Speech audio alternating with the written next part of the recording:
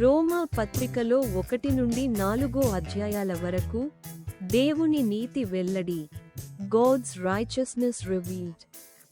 మానవులందరూ పాపం చేశారని మరియు దేవుని నీతిని యేసుక్రీస్తుపై విశ్వాసం ద్వారా పొందుతారని నిర్ధారిస్తాయి. ఇది అబ్రహాం ఉదాహరణ ద్వారా వివరించబడిన సత్యం. 1వ అధ్యాయంలో దేవుని నీతి మరియు ఆయనను తిరస్కరించే వారందరిపై ఉగ్రతను గురించి చెబుతాడు. పౌలు అపోస్తలుడిగా తన అధికారాన్ని స్థాపించాడు. Introduces the gospel, the righteousness of God, and the wrath against all who reject him. Paul establishes his authority as an apostle. ఇక 1వ అధ్యాయం వినండి.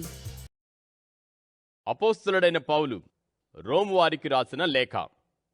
రోమ్ 1వ అధ్యాయం.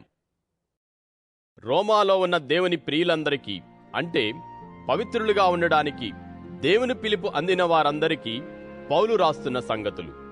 మన తండ్రి అయిన దేవుని నుంచి, ప్రభువైన యేసుక్రీస్తు నుంచి మీకు కృప, శాంతి కలుగుతాయిగాక. నేను యేసుక్రీస్తుకు దాసుణ్ణి, ఆయన రాయబారిగా ఉండడానికి పిలుపు అందినవాణ్ణి, దేవుని శుభవార్త కోసం ప్రత్యేకించబడ్డవాణ్ణి. దేవుడు తన కుమారుడు మన ప్రభువైన యేసుక్రీస్తును గురించిన ఈ శుభవార్త ముందుగానే ఆయన ప్రవక్తల ద్వారా పవిత్ర లేఖనాలలో వాగ్దానం చేశాడు. యేసు శరీర సంబంధంగానైతే దావీదు సంతానంగా జన్మించాడు. దేవుని పవిత్రమైన ఆత్మ సంబంధంగానైతే ఆయన దేవుని కుమారుడు. ఆయన చనిపోయిన వారిలో నుంచి సజీవంగా లేవడం ద్వారా ఇది బలప్రభావాలతో రుజువైంది. ఆయన ద్వారా మేము కృప, రాయబారి పదవి పొందాం. ఆయన పేరు కోసం అన్ని జనాలలో విశ్వాస విధేయత కలగాలని ఆయన ఉద్దేశం. అలాంటి వారిలో మీరు దేవుని పిలుపు అంది యేసుక్రీస్తుకు చెందిన వారై ఉన్నారు. మీ నమ్మకాన్ని గురించి లోకమంతటా చెప్పడం జరుగుతూ ఉంది గనుక మొట్టమొదట నేను మీ అందరి కోసము యేసుక్రీస్తు ద్వారా నా దేవునికి కృతజ్ఞతలు చెబుతున్నాను. నా ప్రార్థనలలో ఎల్లప్పుడూ మిమ్ములను పేర్కొంటూ, ఎలాగైనా సరే దేవుని ఇష్టప్రకారం ఇప్పుడు మీ దగ్గరకు వచ్చే అవకాశం కలగాలని ఆయనను ఎప్పుడూ వేడుకుంటూ ఉన్నాను. తన కుమారుని శుభవార్త విషయంలో ఆత్మపూర్వకంగా నేను సేవిస్తున్న దేవుడే ఇందుకు నాకు సాక్షి. మీరు స్థిరపడేందుకు ఆధ్యాత్మిక కృపావరం ఏదైనా మీకు కలిగించడానికి మిమ్ములను చూడాలని ఎంతో ఆశిస్తూ ఉన్నాను. అంటే మీకు నాకు ఉన్న అన్యోన్య విశ్వాసం వల్ల నేను మీతో కూడా ప్రోత్సాహం పొందాలని నా ఆశ. సోదరులారా, మీ దగ్గరకు రావడానికి చాలాసార్లు ఉద్దేశించాను గాని ఇదివరకు నాకు ఆటంకాలు కలిగాయి. ఇది మీకు తెలియకపోవడం నాకిష్టం లేదు. ఇతర దేశాల ప్రజల మధ్యలాగే మీ మధ్య కూడా ఫలభరితమైన సేవ జరిగించాలని నా ఉద్దేశం. నేను గ్రీసు దేశస్థులకు, ఇతర జాతుల వారికి, తెలివైన వారికి, తెలివి తక్కువ వారికి రుణస్థుణ్ణి. అందుచేత నా మట్టుకు నేను రోములో ఉన్న మీకు కూడా శుభవార్త ప్రకటించడానికి సిద్ధంగానే ఉన్నాను. క్రీస్తు శుభవార్తను గురించి నాకు సిగ్గు అంటూ ఏమీ లేదు. ఎందుకంటే నమ్మే ప్రతి ఒక్కరికి, మొదట యూదులకు, తరువాత ఇతర ప్రజలకు కూడా అది పాప విముక్తి, రక్షణ కోసం దేవుని బలప్రభావాలు. ఎందుకంటే అందులో దేవుని న్యాయం విశ్వాసం నుంచి విశ్వాసానికి వెల్లడి అయింది. దీనికి సమతంగా ఇలా రాసి ఉంది: న్యాయవంతుడు దేవుని మీది తన నమ్మకం వల్లే జీవిస్తాడు. దుర్మార్గం చేత సత్యాన్ని అణచివేసే మనుషుల సమస్త భక్తిహీనత మీద, దుర్మార్గం మీద దేవుని కోపం కూడా పరలోకం నుంచి వెల్లడి అయింది. ఎందుకంటే దేవుని విషయం తెలిసిన సంగతులు వారిలో దృష్టిగోచరమైనవి ఉన్నాయి. దేవుడు తానే వారికి స్పష్టం చేశారు. ఎలాగంటే లోక సృష్టి ఆరంభం నుంచి కంటికి కనబడిని ఆయన లక్షణాలు, ఆయన శాశ్వత బలప్రభావాలు, దేవత్వం స్పష్టంగా కనబడుతూ ఉన్నాయి. అవి నిర్మాణమైన వాటి వల్ల తెలిసిపోతూ ఉన్నాయి. అందుచేత వారు ఏ సాకు చెప్పలేని స్థితిలో ఉన్నారు. ఎందుకంటే వారు దేవుణ్ణి ఎరిగి ఉండి కూడా దేవుడుగా ఆయనను మహిమపరచలేదు, ఆయనకు కృతజ్ఞత చెప్పలేదు. అంతేకాక వారి తలంపులు వ్యర్థమైపోయాయి. వారి తెలివి తక్కువ హృదయాలు చీకటిమయమయ్యాయి. తాము జ్ఞానులమని చెప్పుకుంటూ బుద్ధి లేనివారయ్యారు. ఎన్నడూ నాశనం కానివాడైన దేవుని మహిమకు బదులుగా నాశనం అయ్యే మనుషుల విగ్రహాలను, పక్షుల, 4 కాళ్లున్న మృగాల, ప్రాకే ప్రాణుల విగ్రహాలను కూడా పెట్టుకొన్నారు. ఆ కారణం చేత దేవుడు వారి హృదయంలోని చెడ్డ కోరికలతో పాటు వారిని కల్మషానికి, పరస్పరంగా తమ శరీరాలను అవమానపరచడానికి అప్పగించాడు. వారు దేవుని సత్యానికి బదులు అబద్ధాన్ని పెట్టుకొని సృష్టికర్తకు మారుగా సృష్టిలోని వాటినే పూజించారు, సేవించారు. ఆయనే శాశ్వతంగా స్తుతిపాత్రుడు. తథాస్తు. ఆ కారణం చేత దేవుడు వారిని నీచమైన ఆశలకు అప్పగించాడు. వారి స్త్రీలు సహా సహజ సంబంధం మానుకొని అసహజ సంబంధం ఎన్నుకొన్నారు. అలాగే పురుషులు కూడా స్త్రీలతో సహజ సంబంధం మానుకుని ఒకణ్ణి ఒకడు మోహించుకుని కామాగ్నిలో మాడిపోయారు. మగవారు మగవారితో అసహ్యమైనది చేశారు. తమ తప్పిదానికి తగిన ప్రతిఫలం తమ లోపల పొందారు కూడా. దేవుణ్ణి తమ ఎరుకలు ఉంచుకోవడమంటే వారికి ఇష్టంగా లేదు గనుక చేయరానివి చేయించే పాడు మనసుకు దేవుడు వారిని అప్పగించాడు. వారిలో అన్ని రకాల దుర్మార్గత, జారత్వం, చెడుతనం, అత్యాశ, దుష్టబుద్ధి నిండి ఉన్నాయి. అసూయ, హత్య, కలహం, మోసం, విరోధభావం వారిని నింపివేశాయి. వారు కొండెగాళ్లు, అపనిందలు వేసేవారు, దేవుడంటే ద్వేషం ఉన్నవారు, అపకారులు, గర్విష్ఠులు, బడాయికోరులు, చెడ్డవాటిని కల్పించేవారు, తల్లిదండ్రుల మాట విననివారు, తెలివి తక్కువవారు, మాట తప్పేవారు, జాలి లేనివారు, క్షమించనివారు, దయచూపనివారు. ఇలాంటి వాటిని చేస్తూ ఉండేవారు మరణానికి తగిన వారనే దేవుని న్యాయ నిర్ణయం వారికి తెలిసి కూడా వాటిని చేస్తూనే ఉన్నారు. అంతేకాకుండా వాటిని చేస్తూ ఉన్న వారిని మెచ్చుకొంటారు. 2వ అధ్యాయంలో యూదులు మరియు అన్యులు ఇద్దరికీ దేవుని నిష్పాక్షిక తీర్పును చర్చిస్తాడు. ఎవరూ దాని నుండి తప్పించుకోలేరని నొక్కి చెబుతాడు. Discusses God's impartial judgment for both Jews and Gentiles, emphasizing that no one can escape it. ఇక 2వ అధ్యాయం వినండి. రోమ్ 2వ అధ్యాయం. అందుచేత ఓ మానవుడా, నీవెవరైనా సరే ఇతరులకు తీర్పు తీర్చావు అంటే సాకు చెప్పలేని వ్యక్తివై ఉన్నావు. మరొకరికి దేనిలో తీర్పు తీరుస్తావో దానిలో నీ మీద నీవే నేరం మోపుకున్నట్టే. ఎందుకంటే తీర్పు తీర్చే నీవు ఆ పనులే చేస్తున్నావు. అవి చేసేవారికి వ్యతిరేకంగా ఉన్న దేవుని తీర్పు సత్యసమ్మతమే అని మనకు తెలుసు. ఓ మానవుడా, అవి చేసేవారికి తీర్పు తీరుస్తూ అవే చేస్తూ ఉన్న నీవు దేవుని తీర్పు తప్పించుకుంటానని అనుకుంటున్నావా? నీవు పశ్చాత్తాపపడడానికి దేవుని దయ దారి తీస్తుందని నీకు తెలియదా? ఆయన దయా సమృద్ధిని, సహనాన్ని, ఓర్పును చిన్నచూపు చూస్తున్నావా? దేవుని కోపదినం కోసం, ఆయన న్యాయమైన తీర్పు బయలుపడే ఆ దినం కోసం నీ కాఠిన్యాన్ని బట్టి, పశ్చాత్తాపపడని నీ హృదయాన్ని బట్టి నీకు నీవే దేవుని కోపాన్ని పోగు చేసుకుంటూ ఉన్నావు. ఆయన ప్రతి ఒక్కరికి వారి వారి చర్యల ప్రకారం ప్రతిఫలమిస్తాడు. ఓర్పుతో మేలు చేస్తూ ఉండడం వల్ల దేవుడిచ్చే మహిమను, గౌరవాన్ని, నశించని స్థితిని వెదకే వారికి శాశ్వత జీవాన్ని ఇస్తాడు. కాని ఎదురాడుతూ సత్యానికి లోబడకుండా దుర్మార్గానికి లొంగిన వారి మీదికి కోపం, ఆగ్రహం వస్తాయి. దుష్టత్వం చేసే ప్రతి ఒక్కరికి బాధ, యాతన వస్తుంది. మొదట యూదులకు, తరువాత గ్రీసు దేశస్థులకు కూడా అంతే. అయితే మంచి చేసే ప్రతి ఒక్కరికి మొదట యూదులకు, తరువాత గ్రీసు దేశస్థులకు కూడా మహిమ, గౌరవం, శాంతి కలుగుతాయి. దేవునికి పక్షపాతమేమీ లేదు. ధర్మశాస్త్రంతో సంబంధం లేకుండా పాపాలు చేసేవారంతా ధర్మశాస్త్రంతో సంబంధం లేకుండానే నాశనమవుతారు. ధర్మశాస్త్రం కింద ఉండి పాపాలు చేసేవారంతా ధర్మశాస్త్రం ప్రకారమే తీర్పుకు గురి అవుతారు. ధర్మశాస్త్రం ఆలకించేవారు దేవుని దృష్టిలో న్యాయవంతులు కారు గాని ధర్మశాస్త్రం ప్రకారం చేసేవారే న్యాయవంతుల లెక్కలోకి వస్తారు. ధర్మశాస్త్రం లేని ఇతర ప్రజలు సహజ సిద్ధంగా ధర్మశాస్త్రంలోనివి చేస్తే ధర్మశాస్త్రం లేకపోయినా తమకు తామే ధర్మశాస్త్రంలాగా ఉన్నారు. వారి అంతర్వాణి సాక్ష్యం చెబుతూ, వారి తలంపులు కూడా నేరాలు మోపుతూ లేదా నేరం లేదంటూ ఉన్నప్పుడు వారి హృదయాల మీద ధర్మశాస్త్రం రాసి ఉన్నట్టు బయలుపడుతుంది.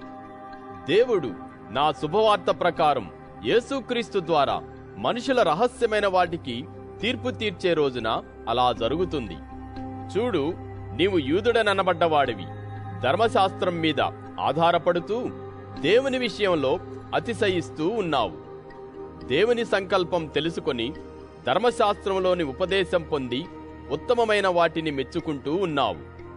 ధర్మశాస్త్రంలో జ్ఞానం సత్యాల నమూనా నీకు ఉండడం వల్ల గ్రుడ్డివారికి దారి చూపేవాడివని, చీకటిలో ఉండేవారికి వెలుగుగా ఉన్నావని, తెలివి తక్కువ వారిని సరిదిద్దేవాడివని, చిన్నవారికి బోధకుడువని నీకు గట్టి నమ్మకం ఉంది. అలాంటి నీవు మరొకరికి బోధిస్తూ ఉంటే నీకు నీవే బోధించుకోవా? దొంగతనం చేయకూడదు అని ప్రకటించే నీవే దొంగతనం చేస్తున్నావా? వ్యభిచారం చేయకూడదు అనే నీవే వ్యభిచారం చేస్తావా? విగ్రహాలంటే అసహించుకునే నీవే గొళ్లను దోచుకుంటున్నావా? ధర్మశాస్త్రం విషయంలో అతిశయించే నీవే ధర్మశాస్త్రాన్ని మీరడం వల్ల దేవునికి అపకీర్తి కలిగిస్తున్నావా? రాసి ఉన్న దాని ప్రకారమే మిమ్ములను బట్టి ఇతర జనాలలో దేవుని పేరు దూషణకు గురి కావడం జరుగుతూ ఉంది. నీవు ధర్మశాస్త్రం పాటిస్తూ ఉంటే సున్నతి ప్రయోజనకరమే గాని ధర్మశాస్త్రాన్ని మీరుతూ ఉంటే నీవు సున్నతి పొందినా పొందనట్టే లెక్క. అయితే సున్నతి పొందని వాడెవడైనా ధర్మశాస్త్రంలోని న్యాయ నిర్ణయాలను పాటిస్తూ ఉంటాడనుకో, అతడు సున్నతి లేకపోయినా ఉన్నట్టే లెక్కలోకి రాడా? అంతేగాక శరీరంలో సున్నతి లేనివాడు ధర్మశాస్త్రాన్ని పాటిస్తూ ఉంటే రాసిన నియమం సున్నతి ఉండి ధర్మశాస్త్రాన్ని మీరుతూ ఉండే నీకు తీర్పు తీర్చడా? బయట విషయాలలో మాత్రమే యూదుడిగా ఉన్న వ్యక్తి యూదుడు కాడు. అలాగే బయట శరీరంలో మాత్రమే ఉన్న సున్నతి సున్నతి కాదు. కాని అంతరంగంలో యూదుడై ఉన్నవాడే యూదుడు. సున్నతి కూడా అక్షరాల సున్నతి కాదు, అది హృదయ సంబంధమైనదే, దేవుని ఆత్మ వల్లే జరిగేదే. అలాంటి మనిషిని మెచ్చుకొనేది మనుషులు కాదుగాని దేవుడే. 3వ అధ్యాయంలో అందరు ప్రజలు పాపం చేసి దేవుని మహిమను పొందలేకపోయారని వాదిస్తాడు. కాని దేవుని నీతి మన పాపాలకు ప్రాయశ్చిత్తంగా ఉన్న యేసుక్రీస్తు ద్వారా వెల్లడవుతుంది అని చెబుతాడు. Asserts that all people have sinned and fallen short of God's glory, but God's righteousness is revealed through Jesus Christ, who is a propitiation for our sins. ఇక 3వ అధ్యాయం వినండి. రోమ్ 3వ అధ్యాయం. అలాగైతే యూదుడికి కలిగిన ఆధిక్యమేమిటి? సున్నతి వల్ల ప్రయోజనమేమిటి? ప్రతి విషయంలోనూ అధికమే. మొదటిది, దేవుని వాక్కులను అప్పగించినది వారికే. వారిలో కొందరు అవిశ్వాసులైతే మాత్రమేమి? వారి అవిశ్వాసం వల్ల దేవుని విశ్వసనీయత రద్దు అవుతుందా? అలా కానే కాదు. ప్రతి మనిషి అబద్ధికుడై ఉన్నా దేవుడు మాత్రం సత్యవంతుడై ఉండాలి గదా. దీనికి సమతంగా రాసి ఉన్నదేమిటంటే, నీవు నీ మాటలలో న్యాయవంతుడుగా కనిపించాలి, తీర్పు చెప్పేటప్పుడు నీవు నెగ్గాలి. అయితే మన అన్యాయ ప్రవర్తన దేవుని న్యాయాన్ని నిరూపిస్తూ ఉంటే మనం ఏమనాలి? తన కోపాన్ని కుమ్మరించే దేవుడు అన్యాయస్తుడా? అలా కానే కాదు. అలా ఉంటే దేవుడు లోకానికి ఎలా తీర్పు తీరుస్తాడు? నా అసత్యం వల్ల దేవుని సత్యం వృద్ధి అయ్యి ఆయనకు మహిమ కలిగిస్తుందనుకోండి. అలాంటప్పుడు నేను పాపినని ఇంకా తీర్పు పొందడం ఎందుకు? మేలు కలిగేటట్టు కీడు చేద్దాం పట్టండి అని ఎందుకు అనకూడదు? అలా మేమంటామని చెప్పి కొందరు మా మీద అపనింద మోపుతున్నారు. వారికి కలిగే శిక్షావిధి న్యాయమే. అలాగైతే మట్టుకేం వారికంటే మేము మంచివారమా? ఎంతమాత్రమూ కాదు. యూదులైనా గ్రీసు దేశస్థులైనా అందరూ పాపం క్రింద ఉన్నారని ఇంతకు ముందే నేరారోపణ చేశాం గదా. దీనికి సమతంగా రాసి ఉన్నదేమిటంటే, న్యాయవంతుడు లేడు, ఒక్కడూ లేడు, గ్రహించేవారెవరూ లేరు, దేవుణ్ణి వెదికేవారెవరూ లేరు. అందరూ త్రోవ తప్పినవారు, అందరూ ఏకంగా వ్యర్థులయ్యారు. మంచి చేసేవాడు లేడు, ఒక్కడూ లేడు. వారి గొంతు తెరచి ఉన్న సమాధి, వారి నాలుకతో మోసం చేస్తూ ఉన్నారు. వారి పెదవుల కింద నాగు విషం ఉంది. వారి నోళ్లు శాపనార్థాలతో, చేదు మాటలతో నిండి ఉన్నాయి. వారి పాదాలు రక్తం చిందించడానికి పరిగెత్తుతూ ఉన్నాయి. వారి త్రోవలలో నాశనం, ప్రాణగండం ఉన్నాయి. శాంతి మార్గం వారికి ఏమీ తెలియదు. వారి దృష్టిలో దేవుడంటే అసలు భయమే లేదు. ప్రతి నోరు మూతబడాలి, లోకమంతా దేవుని తీర్పు క్రిందికి రావాలి. అందుచేత ధర్మశాస్త్రం చెప్పేదేదైనా ధర్మశాస్త్రం క్రింద ఉన్న వారికి చెబుతూ ఉంది. ధర్మశాస్త్రం వల్ల పాపం అంటే ఏమిటో తెలుస్తుంది. అంతేగాని ధర్మశాస్త్ర క్రియల వల్ల ఏ శరీరీ న్యాయవంతుడు అని దేవుని దృష్టిలో లెక్కలోకి రాడు. ఇప్పుడైతే ధర్మశాస్త్రం లేకుండానే దేవుని న్యాయం వెల్లడి అయింది. ధర్మశాస్త్రము, ప్రవక్తల లేఖనాలు దానికి సాక్ష్యం చెబుతూ ఉన్నాయి. ఆ న్యాయం యేసుక్రీస్తు మీది నమ్మకం ద్వారానే నమ్మే వారందరికీ, వారందరి మీద ఎంచబడే దేవుని న్యాయం. భేదమేమీ లేదు. ఎందుకంటే అందరూ పాపం చేశారు, దేవుని మహిమకు దూరమయ్యారు. నమ్మకమున్నవారు న్యాయవంతుల లెక్కలో రావడం ఉచితంగా దేవుని కృప వల్లే, క్రీస్తు యేసులోని విమోచనం ద్వారానే, విశ్వాసం మూలంగానే. దేవుడు తన కోపాగ్ని తొలగించే రక్తబలిగా ఆయనను కనపరిచాడు. అందులో దేవుని ఉద్దేశం తన న్యాయాన్ని ప్రదర్శించడమే. ఎందుకంటే గతంలోని పాపాలను దేవుడు సహనంతో దాటిపోయాడు. ఇప్పుడైతే తాను న్యాయవంతుణ్ణి అని, యేసు మీద నమ్మకం ఉన్న వారిని న్యాయవంతులుగా ఎంచేవాణ్ణి అని చూపించడానికి ఆయన ఆ విధంగా తన న్యాయాన్ని ప్రదర్శించాడు. ఇలా ఉన్నప్పుడు గొప్పలు చెప్పుకోవడం ఎక్కడ? అది బయట ఉంచబడింది. ఏ నియమాన్ని బట్టి బయట ఉంచబడింది? క్రియల నియమాన్ని బట్టా? కాదుగాని విశ్వాస నియమాన్ని బట్టే. అందుకని మనిషి ధర్మశాస్త్ర క్రియలు లేకుండానే విశ్వాసం వల్లే న్యాయవంతుడిగా, నిర్దోషిగా లెక్కలోకి వస్తాడని అర్థం చేసుకుంటున్నాం. దేవుడు యూదులకు మాత్రమే దేవుడా? ఇతర ప్రజలకు కూడా దేవుడు కాడా? అవును, ఇతర ప్రజలకు కూడా దేవుడే. ఈ ఒకే దేవుడు సున్నతి ఉన్నవారిని వారి నమ్మకం వల్లే, సున్నతి లేని వారిని కూడా వారి నమ్మకం ద్వారానే న్యాయవంతులుగా, నిర్దోషులుగా ఎంచుతాడు.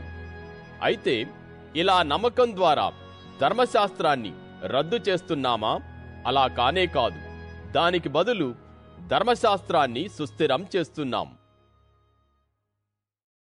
రోమ్ 4వ అధ్యాయం. శరీర సంబంధంగా మన పితరుడైన అబ్రహాము కనుగొన్నదేమిటి? మనం ఏమనాలి? ఒకవేళ అబ్రహాము క్రియల వల్ల నిర్దోషుల లెక్కలోకి వచ్చి ఉంటే గొప్పలు చెప్పుకోవడానికి అతనికి కారణం ఉండేది. కాని దేవుని ఎదుట కాదు. ఎందుకంటే లేఖనం చెప్పేదేమిటి? అబ్రహాము దేవుని మీద నమ్మకం ఉంచాడు. ఆ నమ్మకమే నిర్దోషత్వంగా అతని లెక్కలోకి వచ్చింది. పనిచేసేవాడికి లభించిన జీతం దానం కాదుగాని రుణంగా ఎంచబడేది. కాని విముక్తి కోసం పనిచేయనివాడు పాపులను నిర్దోషులుగా ఎంచే దేవుని మీద నమ్మకం ఉంచితే అతని నమ్మకమే నిర్దోషత్వంగా లెక్కలోకి వస్తుంది. ఆ ప్రకారమే క్రియల ప్రమేయం లేకుండా నిర్దోషి అని దేవుడు ఎంచిన మనిషి ధన్యజీవి అని దావీదు కూడా చెప్పాడు. దేవుడు ఎవరి అతిక్రమాలు క్షమించాడో, ఎవరి పాపాలను కప్పివేశాడో వారు ధన్యజీవులు. ప్రభువు ఎవరి అపరాధం లెక్కలోకి తీసుకోడో వారు ధన్యజీవులు. ఈ దీవెన సున్నతి ఉన్నవారి కోసమేనా? సున్నతి లేనివారి కోసం కూడానా? అబ్రహాము నమ్మకం నిర్దోషత్వంగా అతని లెక్కలో వచ్చిందని చెబుతున్నాం గదా. అలా లెక్కలోకి వచ్చినది ఏ పరిస్థితులలో? అతనికి సున్నతి ఉన్నప్పుడా? సున్నతి లేనప్పుడా? ఉన్నప్పుడు కాదు, లేనప్పుడే. సున్నతి పొందకముందే విశ్వాసం వల్లే అబ్రహాముకి ఎంచబడిన నిర్దోషత్వానికి ముద్రగా సున్నతి అనే గుర్తు పొందాడు. సున్నతి లేకపోయినా నమ్మేవారందరూ కూడా లెక్కలోకి నిర్దోషులుగా వచ్చేలా వారికి ఈ విధంగా అబ్రహాము తండ్రిగా ఉన్నాడు. అంతేగాక సున్నతి ఉన్నవారికి కూడా అతడు తండ్రిగా ఉన్నాడు. అంటే సున్నతి పొందడం మాత్రమే కాదుగాని సున్నతి లేనప్పుడు మన పితరుడు అబ్రహాముకు ఉన్న నమ్మకం అడుగుజాడల్లో నడిచేవారికి అతడు తండ్రి. అబ్రహాము లోకానికి వారసుడవుతాడనే వాగ్దానం అతనికి గాని అతని సంతానానికి గాని ధర్మశాస్త్రం ద్వారా కలిగింది కాదు. విశ్వాసం వల్ల కలిగే నిర్దోషత్వం ద్వారానే ఆ వాగ్దానం వచ్చింది. ఎందుకంటే ధర్మశాస్త్ర సంబంధులు దేవుని వారసులైతే విశ్వాసం వృధా, ఆ వాగ్దానం కూడా శూన్యం. కారణం ఏమంటే ధర్మశాస్త్రం వల్ల కోపం వస్తుంది. ఎలాగంటే ధర్మశాస్త్రం లేకపోతే దానిని మీరడమూ ఉండదు. ఆ వాగ్దానం ధర్మశాస్త్ర సంబంధులకు మాత్రమే గాక అబ్రహాములాగే నమ్మకముంచిన వారికి కూడా అతని సంతానమంతటికీ సుస్థిరం కావాలని దేవుని అనుగ్రహం వల్లే కలిగేలా అది విశ్వాసాన్ని బట్టే వచ్చింది. తాను నమ్మిన దేవుని దృష్టిలో అతడు మనకందరికీ తండ్రి. దీనికి సమతంగా ఇలా రాసి ఉంది: అనేక జనాలకు నిన్ను తండ్రిగా చేశాను. ఆ దేవుడు చనిపోయిన వారికి జీవమిస్తాడు, లేని వాటిని ఉన్నట్టుగానే పిలుస్తాడు. నీ సంతతి వారు అలాగే ఉంటారు అని దేవుడు చెప్పిన మాట ప్రకారం అనేక జనాలకు తండ్రి అయ్యేలా అబ్రహాము నమ్మాడు. ఆశాభావానికి ప్రతికూలంగా ఉన్నట్టు ఆశాభావంతో నమ్మాడు. అతని విశ్వాసం దుర్బలం కాలేదు. అప్పుడు అతని వయసు సుమారు 100 ఏళ్లు కావడం చేత అతని శరీరం మృతతుల్యం, శారా గర్భం కూడా మృతతుల్యం. అతడు వాటిని గురించి తలపోయలేదు. దేవుని వాగ్దానం గురించి అతడు అవిశ్వాసం వల్ల ఆందోళన పడలేదు గాని దేవుణ్ణి ఘనపరుస్తూ విశ్వాసంలో బలపడ్డాడు. వాగ్దానం చేసినది నెరవేర్చడానికి దేవుడు సమర్థుడని అతడు పూర్తిగా నమ్మాడు. అందుచేత ఆ నమ్మకం అతనికి నిర్దోషత్వంగా లెక్కలోకి వచ్చింది. అతనికి నిర్దోషత్వంగా లెక్కలోకి వచ్చింది అనే మాటలు అతని కోసం మాత్రమే కాదు, మన కోసం కూడా రాసి ఉన్నాయి. చనిపోయిన వారిలో నుంచి మన ప్రభువైన యేసును లేపిన వాని మీద నమ్మకం ఉంచిన మనకు కూడా అది నిర్దోషత్వంగా లెక్కలోకి వస్తుంది. మన అపరాధాల కోసం యేసును మరణానికి అప్పగించడము, మనం నిర్దోషులుగా ఎంచబడేలా ఆయనను సజీవంగా లేపడమూ జరిగింది. 4వ అధ్యాయంలో నీతి క్రియల ద్వారా కాదు, విశ్వాసం ద్వారానే ఆపాదించబడుతుందని, ఇది యూదులు మరియు అన్యులు ఇద్దరికీ వర్తిస్తుందని చూపించడానికి అబ్రాహామును ఉదాహరణగా ఉపయోగిస్తాడు. Uses Abraham as an example to show that righteousness is credited through faith, not works, and that this applies to both Jews and Gentiles. ఇక 4వ అధ్యాయం వినండి. రోమ్ 4వ అధ్యాయం. శరీర సంబంధంగా మన పితరుడైన అబ్రహాము కనుగొన్నదేమిటి? మనం ఏమనాలి? ఒకవేళ అబ్రహాము క్రియల వల్ల నిర్దోషుల లెక్కలోకి వచ్చి ఉంటే గొప్పలు చెప్పుకోవడానికి అతనికి కారణం ఉండేది. కాని దేవుని ఎదుట కాదు. ఎందుకంటే లేఖనం చెప్పేదేమిటి? అబ్రహాము దేవుని మీద నమ్మకం ఉంచాడు. ఆ నమ్మకమే నిర్దోషత్వంగా అతని లెక్కలోకి వచ్చింది. పనిచేసేవాడికి లభించిన జీతం దానం కాదుగాని రుణంగా ఎంచబడేది. కాని విముక్తి కోసం పనిచేయనివాడు పాపులను నిర్దోషులుగా ఎంచే దేవుని మీద నమ్మకం ఉంచితే అతని నమ్మకమే నిర్దోషత్వంగా లెక్కలోకి వస్తుంది. ఆ ప్రకారమే క్రియల ప్రమేయం లేకుండా నిర్దోషి అని దేవుడు ఎంచిన మనిషి ధన్యజీవి అని దావీదు కూడా చెప్పాడు. దేవుడు ఎవరి అతిక్రమాలు క్షమించాడో, ఎవరి పాపాలను కప్పివేశాడో వారు ధన్యజీవులు. ప్రభువు ఎవరి అపరాధం లెక్కలోకి తీసుకోడో వారు ధన్యజీవులు. ఈ దీవెన సున్నతి ఉన్నవారి కోసమేనా? సున్నతి లేనివారి కోసం కూడానా? అబ్రహాము నమ్మకం నిర్దోషత్వంగా అతని లెక్కలో వచ్చిందని చెబుతున్నాం గదా. అలా లెక్కలోకి వచ్చినది ఏ పరిస్థితులలో? అతనికి సున్నతి ఉన్నప్పుడా? సున్నతి లేనప్పుడా? ఉన్నప్పుడు కాదు, లేనప్పుడే. సున్నతి పొందకముందే విశ్వాసం వల్లే అబ్రహాముకి ఎంచబడిన నిర్దోషత్వానికి ముద్రగా సున్నతి అనే గుర్తు పొందాడు. సున్నతి లేకపోయినా నమ్మేవారందరూ కూడా లెక్కలోకి నిర్దోషులుగా వచ్చేలా వారికి ఈ విధంగా అబ్రహాము తండ్రిగా ఉన్నాడు. అంతేగాక సున్నతి ఉన్నవారికి కూడా అతడు తండ్రిగా ఉన్నాడు. అంటే సున్నతి పొందడం మాత్రమే కాదుగాని సున్నతి లేనప్పుడు మన పితరుడు అబ్రహాముకు ఉన్న నమ్మకం అడుగుజాడల్లో నడిచేవారికి అతడు తండ్రి. అబ్రహాము లోకానికి వారసుడవుతాడనే వాగ్దానం అతనికి గాని అతని సంతానానికి గాని ధర్మశాస్త్రం ద్వారా కలిగింది కాదు. విశ్వాసం వల్ల కలిగే నిర్దోషత్వం ద్వారానే ఆ వాగ్దానం వచ్చింది. ఎందుకంటే ధర్మశాస్త్ర సంబంధులు దేవుని వారసులైతే విశ్వాసం వృధా, ఆ వాగ్దానం కూడా శూన్యం. కారణం ఏమంటే ధర్మశాస్త్రం వల్ల కోపం వస్తుంది. ఎలాగంటే ధర్మశాస్త్రం లేకపోతే దానిని మీరడమూ ఉండదు. ఆ వాగ్దానం ధర్మశాస్త్ర సంబంధులకు మాత్రమే గాక అబ్రహాములాగే నమ్మకముంచిన వారికి కూడా అతని సంతానమంతటికీ సుస్థిరం కావాలని దేవుని అనుగ్రహం వల్లే కలిగేలా అది విశ్వాసాన్ని బట్టే వచ్చింది. తాను నమ్మిన దేవుని దృష్టిలో అతడు మనకందరికీ తండ్రి. దీనికి సమతంగా ఇలా రాసి ఉంది: అనేక జనాలకు నిన్ను తండ్రిగా చేశాను. ఆ దేవుడు చనిపోయిన వారికి జీవమిస్తాడు, లేని వాటిని ఉన్నట్టుగానే పిలుస్తాడు. నీ సంతతి వారు అలాగే ఉంటారు అని దేవుడు చెప్పిన మాట ప్రకారం అనేక జనాలకు తండ్రి అయ్యేలా అబ్రహాము నమ్మాడు. ఆశాభావానికి ప్రతికూలంగా ఉన్నట్టు ఆశాభావంతో నమ్మాడు. అతని విశ్వాసం దుర్బలం కాలేదు. అప్పుడు అతని వయసు సుమారు 100 ఏళ్లు కావడం చేత అతని శరీరం మృతతుల్యం, శారా గర్భం కూడా మృతతుల్యం.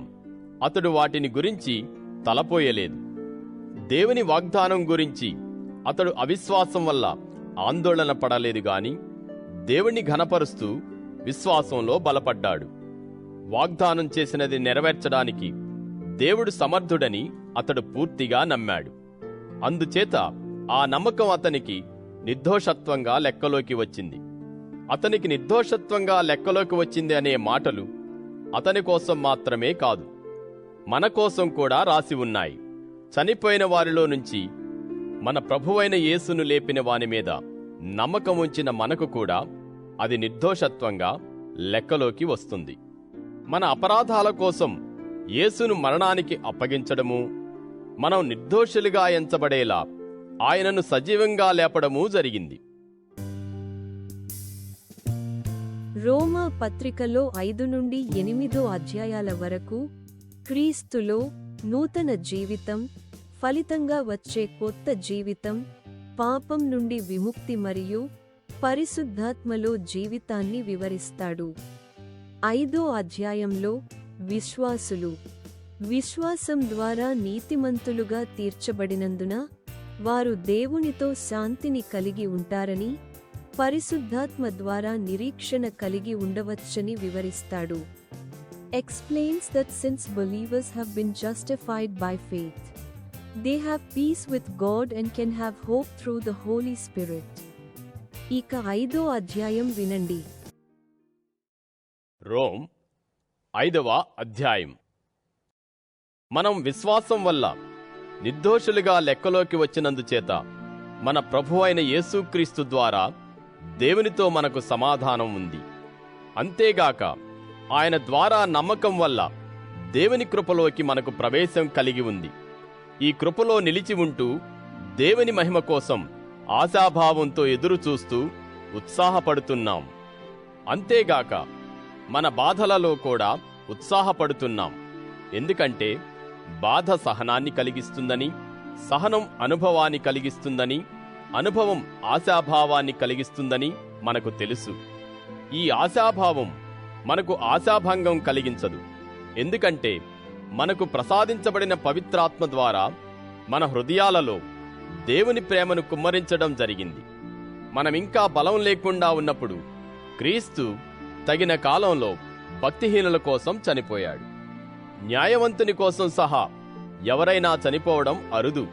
ఒకవేళ మంచి వ్యక్తి కోసం ఎవరైనా తెగించి చనిపోతే చనిపోవచ్చు. కానీ మనమింకా పాపులమై ఉన్నప్పుడే క్రీస్తు మన కోసం చనిపోయాడు. ఇందులో దేవుడు తన ప్రేమను మన పట్ల చూపుతున్నాడు. ఇప్పుడు మనం ఆయన రక్తం వల్ల నిర్దోషులుగా లెక్కలోకి వచ్చాం గనుక మరీ నిశ్చయంగా ఆయన ద్వారా దేవుని కోపము నుంచి మనకు విముక్తి కలుగుతుంది. మనం దేవునికి విరోధులమై ఉన్నప్పుడు తన కుమారుడి మరణం ద్వారా మనలను దేవునితో సఖ్యపరచడం జరిగింది. అలాంటప్పుడు ఆయనతో సఖ్యపడి ఆ కుమారుడు జీవిస్తూ ఉండడం వల్ల మరినిశ్చయంగా మనకు విముక్తి కలుగుతుంది. ఇంతేగాక మన ప్రభువైన యేసుక్రీస్తు ద్వారా ఇప్పుడు దేవునితో సఖ్యపడి ఆయన ద్వారా దేవునిలో ఉత్సాహపడుతున్నాం. పాపమనేది ఒకే మనిషి ద్వారా లోకంలో ప్రవేశించింది. పాపం ద్వారా చావు ప్రవేశించింది. అందరూ పాపం చేశారు గనుక అలాగే అందరికీ చావు వచ్చింది. ధర్మశాస్త్రానికి ముందు పాపం లోకంలో ఉంది గాని ధర్మశాస్త్రం లేనప్పుడు అది పాపంగా లెక్కలోకి రాదు. అయినప్పటికీ ఆదాము నుంచి మోషే వరకు చావు ఏలింది. ఆదాము చేసిన ఆజ్ఞాతిక్రమం లాంటి పాపం చేయని వారి మీద కూడా చావు ఏలింది. ఆదాము అప్పుడు రాబోయి ఉండేవానికి సూచన. అయితే ఆదాము అపరాధంలాగా దేవుని ఉచిత కృపావరం రాలేదు. అంటే ఆ ఒక్క మనిషి అపరాధం వల్ల అనేకులకు చావు కలిగింది గాని యేసుక్రీస్తు అనే మనిషి వల్ల వచ్చే ఉచిత కృపావరము, దేవుని అనుగ్రహము మరీ నిశ్చయంగా అనేకులకు సమృద్ధిగా కలిగాయి. అంతేగాక పాపం చేసిన ఆ ఒక్కడి వల్ల ఫలితం కలిగినట్టు దేవుని ఉచిత వరం కలగలేదు. ఆ ఒక్క పాపం వల్ల దేవుని తీర్పు వచ్చింది. తీర్పు వల్ల శిక్షావిధి కలిగింది. ఆ ఉచిత వరమైతే అనేక అపరాధాల మూలంగా కలిగింది. దానివల్ల నిర్దోషులుగా ఎంచబడడం అనేది కలిగింది. ఆ ఒక్కని అపరాధం వల్ల చావు వచ్చి ఆ ఒక్కని ద్వారా ఏలింది. అయితే కృపా సమృద్ధి, నిర్దోషత్వం అనే ఉచిత వరం పొందేవారు మరీ నిశ్చయంగా జీవిస్తూ యేసుక్రీస్తు అనే ఒకని ద్వారా ఏలుతారు. కనుక ఒకే అపరాధ ఫలితం మనుషులందరికీ శిక్షావిధి వచ్చినట్టే ఒకే న్యాయక్రియ వలన మనుషులందరికీ ఆ ఉచిత వరం వచ్చింది. దాని ఫలితం జీవితం నిర్దోషంగా ఎంచబడడం. ఎలాగంటే ఆ ఒకే మనిషి అవిధేయత వల్ల అనేకులు ఎలా పాపులయ్యారో అలాగే ఈ ఒకే మనిషి విధేయత వల్ల అనేకులు నిర్దోషులవుతారు. దోషాన్ని వృద్ధి చేయడానికి ధర్మశాస్త్రం ప్రవేశించింది. అయితే పాపం ఎక్కడ వృద్ధి అయిందో అక్కడ దేవుని కృప మరింతగా వృద్ధి అయింది. ఈ విధంగా మరణంలో పాపం ఎలా ఏలిందో అలాగే నిర్దోషత్వం మూలంగా మన ప్రభువైన యేసుక్రీస్తు ద్వారా శాశ్వత జీవానికి కృప ఏలుతుంది. 6వ అధ్యాయంలో విశ్వాసులు క్రీస్తు మరణం మరియు పునరుత్థానంతో వారి ఐక్యత ద్వారా పాప ఆధిపత్యం నుండి విముక్తి పొందుతారని వివరిస్తాడు. Explains that believers are freed from the dominion of sin through their union with Christ's death and resurrection. ఇక 6వ అధ్యాయం వినండి. రోమ్ 6వ అధ్యాయం. అలాగైతే మనం ఇంకేమి చెప్పాలి? కృప వృద్ధి చెందాలని పాపంలో నిలిచి ఉందామా? అలా కానే కాదు.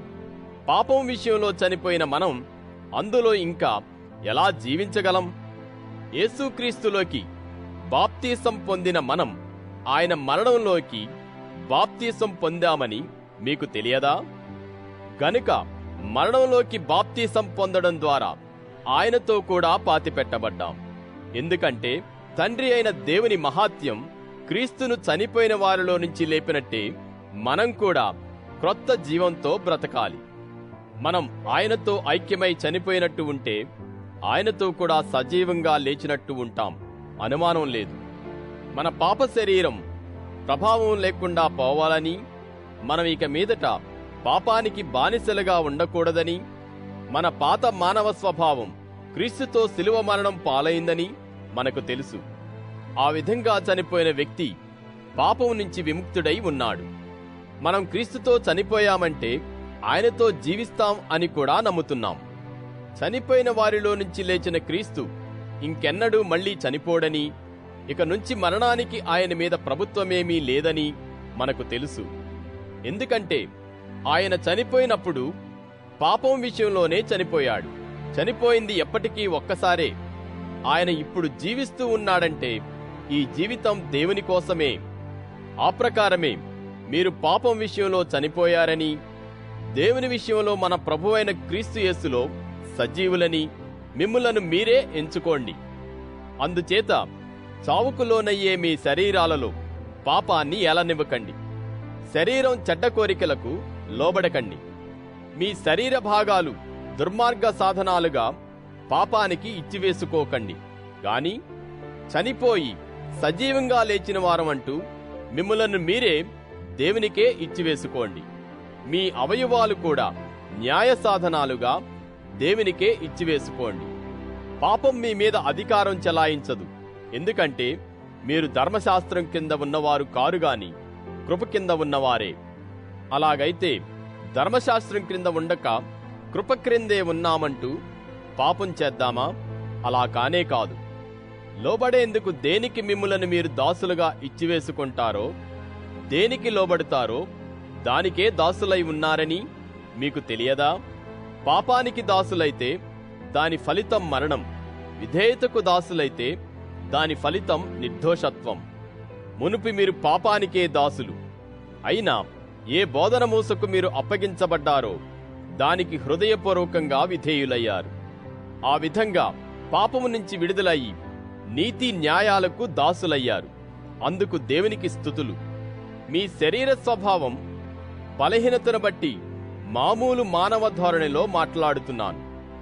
మునుపు మీరు మీ అవయవాలను దాసులుగా కల్మషానికి, అక్రమానికి ఇచ్చివేసుకొన్నారు. అది ఇంకా అక్రమానికి దారితీసింది. ఇప్పుడు అలాగే మీ అవయవాలను దాసులుగా నీతి న్యాయాలకు, పవిత్రత కోసం ఇచ్చివేసుకోండి. మీరు పాపానికి దాసులై ఉన్నప్పుడు నీతి న్యాయాలతో నిమిత్తం లేనివారు. అప్పటి పనుల వల్ల మీకేమి ప్రయోజనం? వాటిని గురించి మీరిప్పుడు సిగ్గుపడుతున్నారు గదా. అలాంటి వాటి ఫలితం చావే. ఇప్పుడైతే మీరు పాపం నుంచి విడుదల అయి దేవునికి దాసులయ్యారు. దీనివల్ల మీకు కలిగే ఫలం పవిత్రత, చివరి ఫలితం శాశ్వత జీవం. ఎందుకంటే పాపం వల్ల వచ్చే జీతం మరణం గాని దేవుని ఉచిత కృపావరం మన ప్రభువైన క్రీస్తు యేసులో శాశ్వత జీవం. 7వ అధ్యాయంలో మాంసం మరియు ధర్మశాస్త్రం మధ్య పోరాటాన్ని పౌలు చర్చిస్తాడు. ధర్మశాస్త్రం నీతిని అందించడంలో అసమర్థతను చూపుతుంది, కానీ పాపాన్ని బహిర్గతం చేయడంలో దాని అసమర్థతను చూపదు. Paul discusses the struggle between the flesh and the law, showing the law's inability to provide righteousness, but not its inability to reveal sin. ఇక 7వ అధ్యాయం వినండి. రోమ్ 7వ అధ్యాయం. సోదరులారా, ఒక వ్యక్తి బ్రతికి ఉన్నంత కాలమే ఆ వ్యక్తి మీద ధర్మశాస్త్రానికి అధికారం ఉంటుందని మీకు తెలియదా? ధర్మశాస్త్రం తెలిసిన వారితో మాట్లాడుతున్నాను గదా. పెండ్లైన స్త్రీ తన భర్త బ్రతికి ఉన్నంత వరకు ధర్మశాస్త్రం ప్రకారం అతనికి కట్టుబడి ఉంటుంది గాని భర్త చనిపోతే భర్తను గురించిన చట్టం నుంచి ఆమె విడుదలవుతుంది. అయితే భర్త ఇంకా బ్రతికి ఉన్నప్పుడు ఆమె మరో పురుషుణ్ణి పెళ్లి చేసుకుంటే ఆమెను వ్యభిచారిణి అనడం జరుగుతుంది. భర్త చనిపోతే ఆమెకు ఆ చట్టం నుంచి విడుదల కలుగుతుంది గనుక మరో పురుషుణ్ణి పెళ్లి చేసుకున్నా ఆమె వ్యభిచారిణి కాదు. ఆ ప్రకారం నా సోదరులారా, మీరు మరో వ్యక్తికి, అంటే చనిపోయిన వారిలో నుంచి లేచిన క్రీస్తుతో వివాహమయ్యేలా ధర్మశాస్త్రం విషయంలో ఆయన శరీరంతో పాటు చనిపోయారు. మనం దేవుని కోసం ఫలించేందుకు అలా జరిగింది. మనం శరీర స్వభావానికి లోనై ఉన్నప్పుడు ధర్మశాస్త్రం వల్ల రెచ్చిపోయిన పాపిష్టి కోరికలు మన శరీర భాగాలలో పనిచేస్తూ వచ్చాయి, మరణం కోసం ఫలించాయి. ఇప్పుడైతే మనకు ధర్మశాస్త్రం నుంచి విడుదల కలిగింది. మనలను బంధించిన దాని విషయంలో చనిపోయాం. ఎందుకని? మనం దేవుని ఆత్మను అనుసరించే కొత్త విధానంలో సేవ చేయాలి గాని ధర్మశాస్త్రాన్ని అక్షరాలా అనుసరించిన పాత విధానంలో కాదు. అలాగైతే మనం ఏమనాలి? ధర్మశాస్త్రం పాపమా? అలా కానే కాదు. అసలు ధర్మశాస్త్రం ద్వారానే తప్ప పాపమంటే ఏమిటో నాకు తెలిసేది కాదు. ఇతరులదేది వాంఛించకూడదు అంటూ ధర్మశాస్త్రం చెప్పకపోతే అలాంటి వాంఛ ఏమిటో నాకు అర్థమయ్యేది కాదు. కాని పాపం ఆ ఆజ్ఞను అవకాశంగా తీసుకుని నాలో ప్రతి రకమైన పేరాశ పుట్టించింది. ధర్మశాస్త్రానికి వేరుగా పాపం చచ్చి ఉంది. ఒకప్పుడు ధర్మశాస్త్రానికి వేరుగా నాకు జీవం ఉన్నట్టుంది గాని ఆ ఆజ్ఞ రావడంతో పాపానికి ప్రాణం వచ్చింది. నేను చచ్చాను. జీవాన్ని తేవలసిన ఆ ఆజ్ఞ నాకు చావు తెచ్చినట్టు తెలిసిపోయింది. ఎలాగంటే పాపం ఆ ఆజ్ఞ ద్వారా అవకాశం చిక్కించుకొని నన్ను పూర్తిగా మోసపుచ్చి దాని ద్వారా చంపింది. కాబట్టి ధర్మశాస్త్రం పవిత్రమైనదే, ఆ ఆజ్ఞ కూడా పవిత్రమైనదే, న్యాయమైనదే, మంచిదే. అయితే ఆ మంచిది నాకు చావు కలిగించిందా? అలా కానే కాదు. ఆ విధంగా చేసినది పాపమే. మంచిదాని ద్వారా నాకు చావు తెచ్చిపెట్టడం వల్ల అది పాపంగా కనిపించాలని, ఆ ఆజ్ఞ మూలంగా పాపం అతి పాపిష్టిది కావాలని అలా జరిగింది. ధర్మశాస్త్రం ఆధ్యాత్మికమైనదని మనకు తెలుసు. నేనైతే శరీర స్వభావమున్నవాణ్ణి, పాపానికి బానిసగా అమ్ముడుపోయినవాణ్ణి. నేను చేస్తున్నది నాకు అర్థం కావడం లేదు. ఎందుకంటే నేను చేయాలని ఇష్టపడేది చేస్తూ ఉండడం లేదు గాని అసహించుకునేదే చేస్తున్నాను. అలా ఇష్టపడనిది నేను చేస్తున్నానంటే ధర్మశాస్త్రం మంచిదని దానితో సమ్మతిస్తున్నాను. అందుచేత ఇక మీదట ఇష్టపడనిది చేసేది నేను కాదుగాని నాలో ఉన్న పాపమే. నాలో అంటే నా శరీర స్వభావంలో మంచిది ఏదీ నివసించడం లేదని నాకు తెలుసు. మంచి చేయాలని ఇష్టపడడం అనేది నాకుంది గాని మంచి చేయడం నా వల్ల కావడం లేదు. ఇష్టపడే మంచి నేను చేయడం లేదు గాని ఇష్టపడని చెడును చేస్తున్నాను. ఇష్టపడనిది చేస్తున్నానంటే అలా చేసేది నేను కాదుగాని నాలో ఉంటున్న పాపమే. ఈ విధంగా నాకొక నియమం కనిపిస్తున్నది. అదేమిటంటే మంచి చేయాలని ఇష్టమున్న నాలో చెడుతనం ఉంది. దేవుని ధర్మశాస్త్రం అంటే నాకు అంతరంగంలో ఆనందమే. అయినా నా శరీర భాగాల్లో మరో నియమముందని నేను గ్రహిస్తున్నాను. అది నా మనస్సులో ఉన్న నియమంతో యుద్ధం చేస్తూ ఉంది. నా శరీర భాగాల్లో ఉన్న పాప నియమానికి నన్ను ఖైదు చేస్తూ ఉంది. అయ్యో, నాకు ఎంత బాధ! ఈ చావుగొట్టు శరీరం నుంచి నన్నెవరు విడిపిస్తారు? మన ప్రభువైన యేసుక్రీస్తు ద్వారా దేవునికి కృతజ్ఞతలు చెబుతున్నాను. కనుక నా విషయం ఇలా ఉంది. నేను మనసు విషయంలో దేవుని నియమానికి దాసుణ్ణి, శరీర స్వభావం విషయంలో పాప నియమానికి దాసుణ్ణి. 8వ అధ్యాయంలో ఈ సువార్త ఆత్మలోని జీవితంపై దృష్టి పెడుతుంది. ఇది విశ్వాసులను పాపం మరియు మరణం యొక్క ఖండన నుండి విముక్తి చేస్తుంది. వారి భవిష్యత్తు మహిమను వారికి హామీ ఇస్తుంది.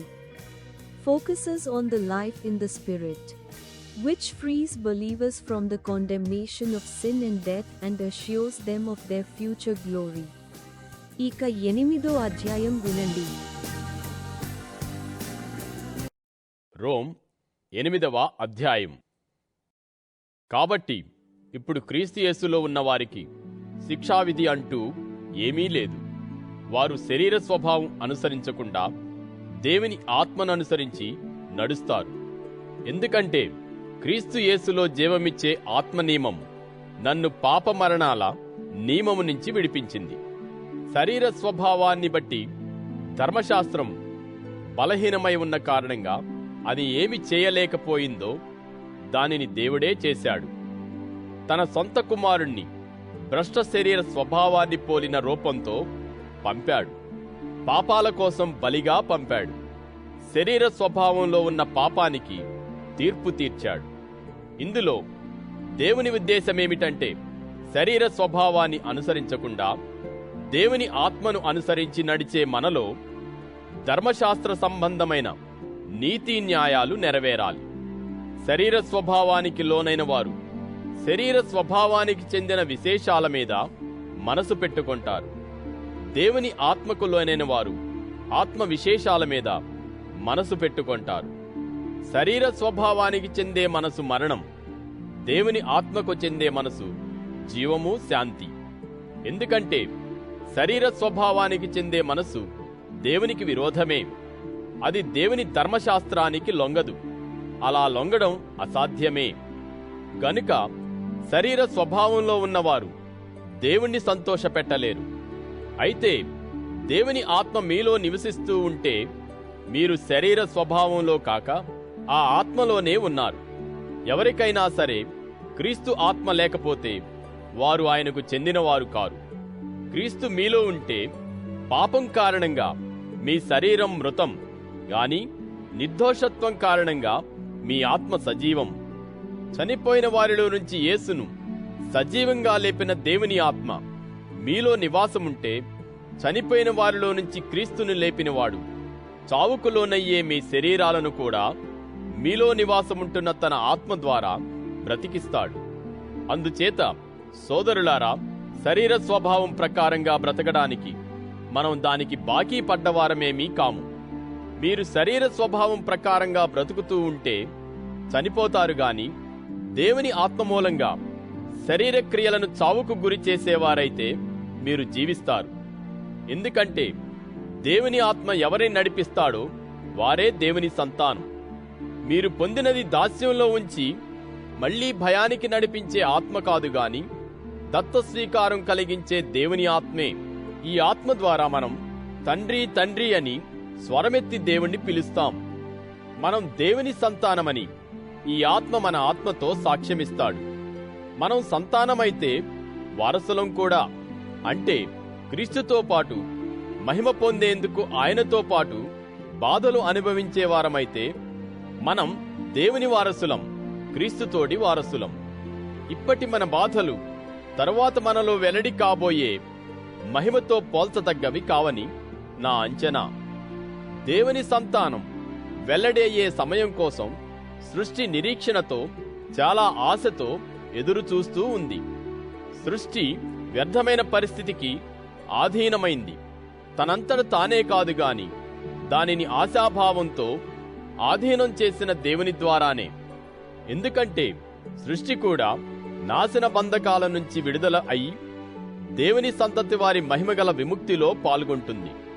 సృష్టి యావత్తు ఇది వరకు ఏకంగా ప్రసవ వేదనలు పడుతూ ఉన్నట్టుండి మూలుగుతున్నదని మనకు తెలుసు. అంత మాత్రమే కాదు, మనం కూడా దేవుని ఆత్మ ప్రథమ ఫలాలు గల మనం కూడా దత్తస్వీకారం కోసం, అంటే మన దేహ విమోచన కోసం చూస్తూ లోపల మూలుగుతున్నాం. మనం ఈ ఆశాభావంతో రక్షణ పొందాం. అయితే నెరవేరి కనబడ్డ ఆశాభావం కాదు. తమ ఎదుటే కనిపిస్తున్న దానికోసం ఎవరైనా ఎదురు చూడడమెందుకు? కాని చూడని దానికోసం మనకు ఆశాభావం ఉంటే దానికోసం ఓర్పుతో ఎదురు చూస్తూ ఉంటాం. అలాగే దేవుని ఆత్మ కూడా మన బలహీనతల విషయంలో మనకు తోడ్పడుతూ ఉన్నాడు. ఎందుకంటే తగిన విధంగా దేనికోసం ఎలా ప్రార్థించాలో మనకు తెలియదు గాని ఆ ఆత్మ తానే మాటలతో చెప్పడానికి వీలు కాని మూలుగులతో మన పక్షంగా విన్నపాలు చేస్తూ ఉన్నాడు. దేవుని సంకల్పం ప్రకారం పవిత్రుల కోసం విన్నపాలు చేస్తూ ఉన్నాడు గనుక హృదయాలను పరిశీలించేవానికి ఆత్మ ఆలోచన ఏదో తెలుసు. దేవుణ్ణి ప్రేమించేవారికి, అంటే ఆయన తన ఉద్దేశం ప్రకారం పిలిచిన వారికి మేలు కలిగించడానికే అన్నీ ఒకదానితో ఒకటి కలిసి పనిచేస్తున్నాయని మనకు తెలుసు. ఎందుకంటే ముందుగానే తనకు తెలిసిన తనవారు తన కుమారుని సరిపోలిన రూపం కలవారు కావాలని దేవుడు వారిని ముందుగానే నిర్ణయించాడు. తన కుమారుడు అనేక సోదరులలో జ్యేష్ఠుడై ఉండాలన్నమాట. ఆయన ఎవరిని ముందుగా నిర్ణయించాడో వారిని పిలిచాడు. ఎవరిని పిలిచాడో వారిని నిర్దోషులుగా ఎంచాడు.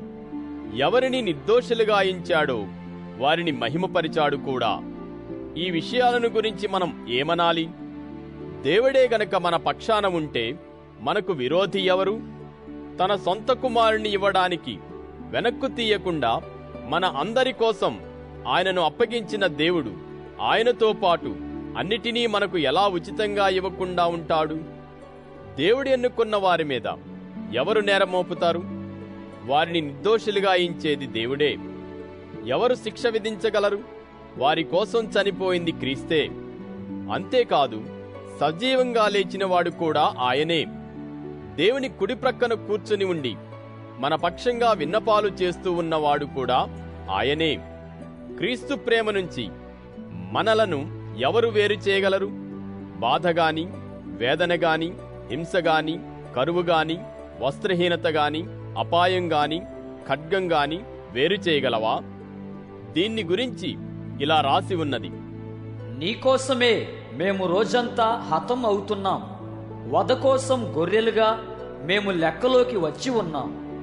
అయినా మనలను ప్రేమించేవాని ద్వారా వీటన్నిటిలోనూ మనం అత్యధిక విజయం గలవారం.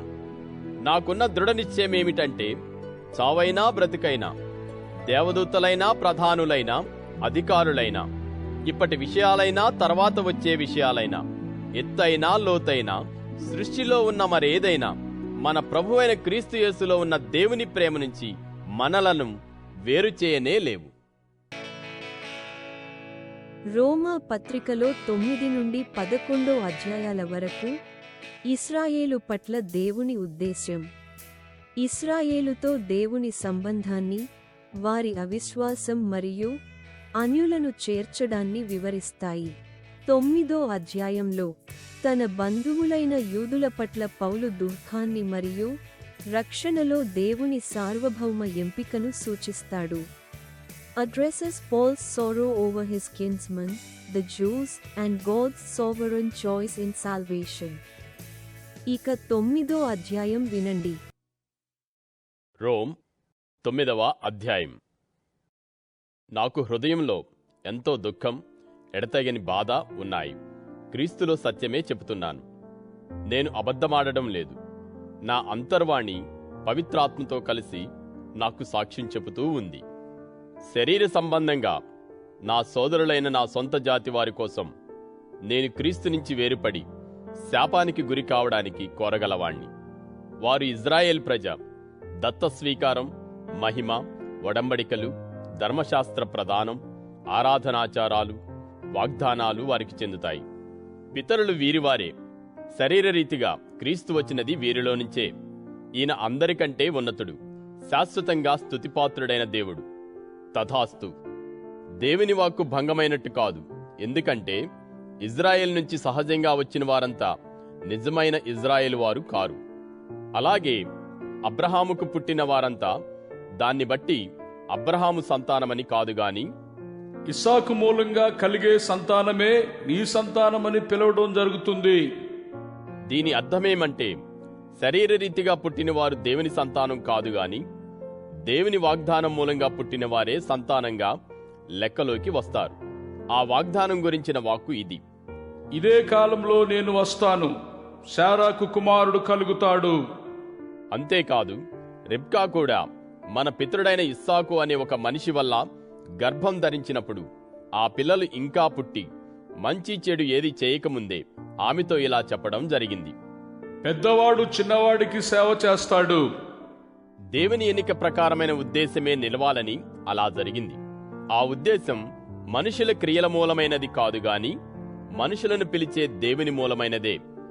దీనికి సమతంగా ఈ విధంగా రాసి ఉన్నది: యాకోబును ప్రేమతో చూశాను గాని ఏశావును ద్వేషంతో చూశాను. అందుచేత మనం ఏమనాలి? దేవుడు అన్యాయస్తుడా? అలా కానే కాదు. ఆయన మోషేతో ఇలా అన్నాడు గదా: నాకు ఎవరి మీద కరుణ చూపాలని ఉందో వారి మీద కరుణ చూపుతాను, ఎవరిని కనికరించాలని ఉందో వారిని కనికరిస్తాను. గనుక కరుణ చూపడం దేవుని వల్లే అయ్యేది. అది కావాలని ఇష్టపడే వ్యక్తి వల్ల కాదు, దానికోసం పరిగెత్తే వ్యక్తి వల్ల కాదు. లేఖనం ఫరోతో చెప్పేదేమిటంటే, నీ విషయంలో నా బల ప్రభావాలను ప్రదర్శించాలి, నా పేరు విశాల లోకంలో ప్రచురం కావాలి, ఈ కారణం చేతే నిన్ను హెచ్చించాను. కనుక ఆయన ఎవరి మీద కరుణ చూపాలని కోరుతాడో వారి మీద చూపుతాడు, ఎవరి హృదయం గట్టిపరచాలని కోరుతాడో వారికి అలా చేస్తాడు. అలాగైతే నీవు నాతో ఇలా అంటావు, ఆయన సంకల్పాన్ని ఎదిరించేదెవరు? ఆయన తప్పు పట్టడమెందుకు? అయితే ఓ మనిషి, దేవునికి ఎదురు చెప్పడానికి నీవెవరివి? నన్ను ఈ విధంగా ఎందుకు చేశావు అని నిర్మాణమైనది దాని నిర్మాతతో అనవచ్చా? కుమ్మరికి మట్టి మీద హక్కు లేదా? ఒకే ముద్ద తీసుకుని ఘనత కోసం ఒక పాత్రను, ఘనహీనత కోసం మరో పాత్రను అతడు చేయలేడా?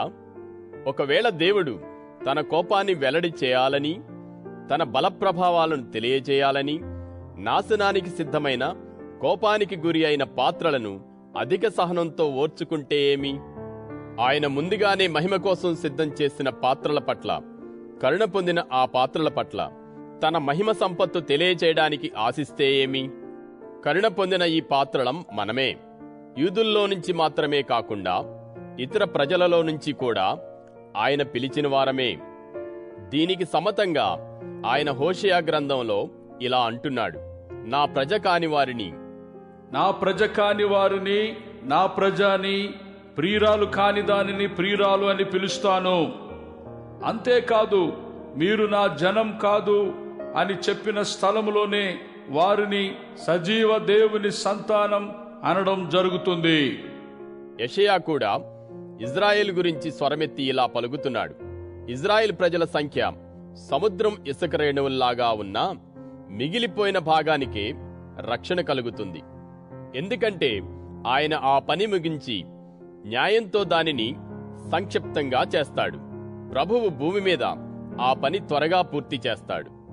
అంతేగాక యెషయా ముందుగా ఇలా అన్నాడు, సేనల ప్రభువు మనకు సంతానాన్ని మిగిల్చి ఉండకపోతే మనం సొదొమలాగా అయి ఉండేవాళ్లమే, గొమొర్రా పోలిన వారంగా చేయడం జరిగి ఉండేది.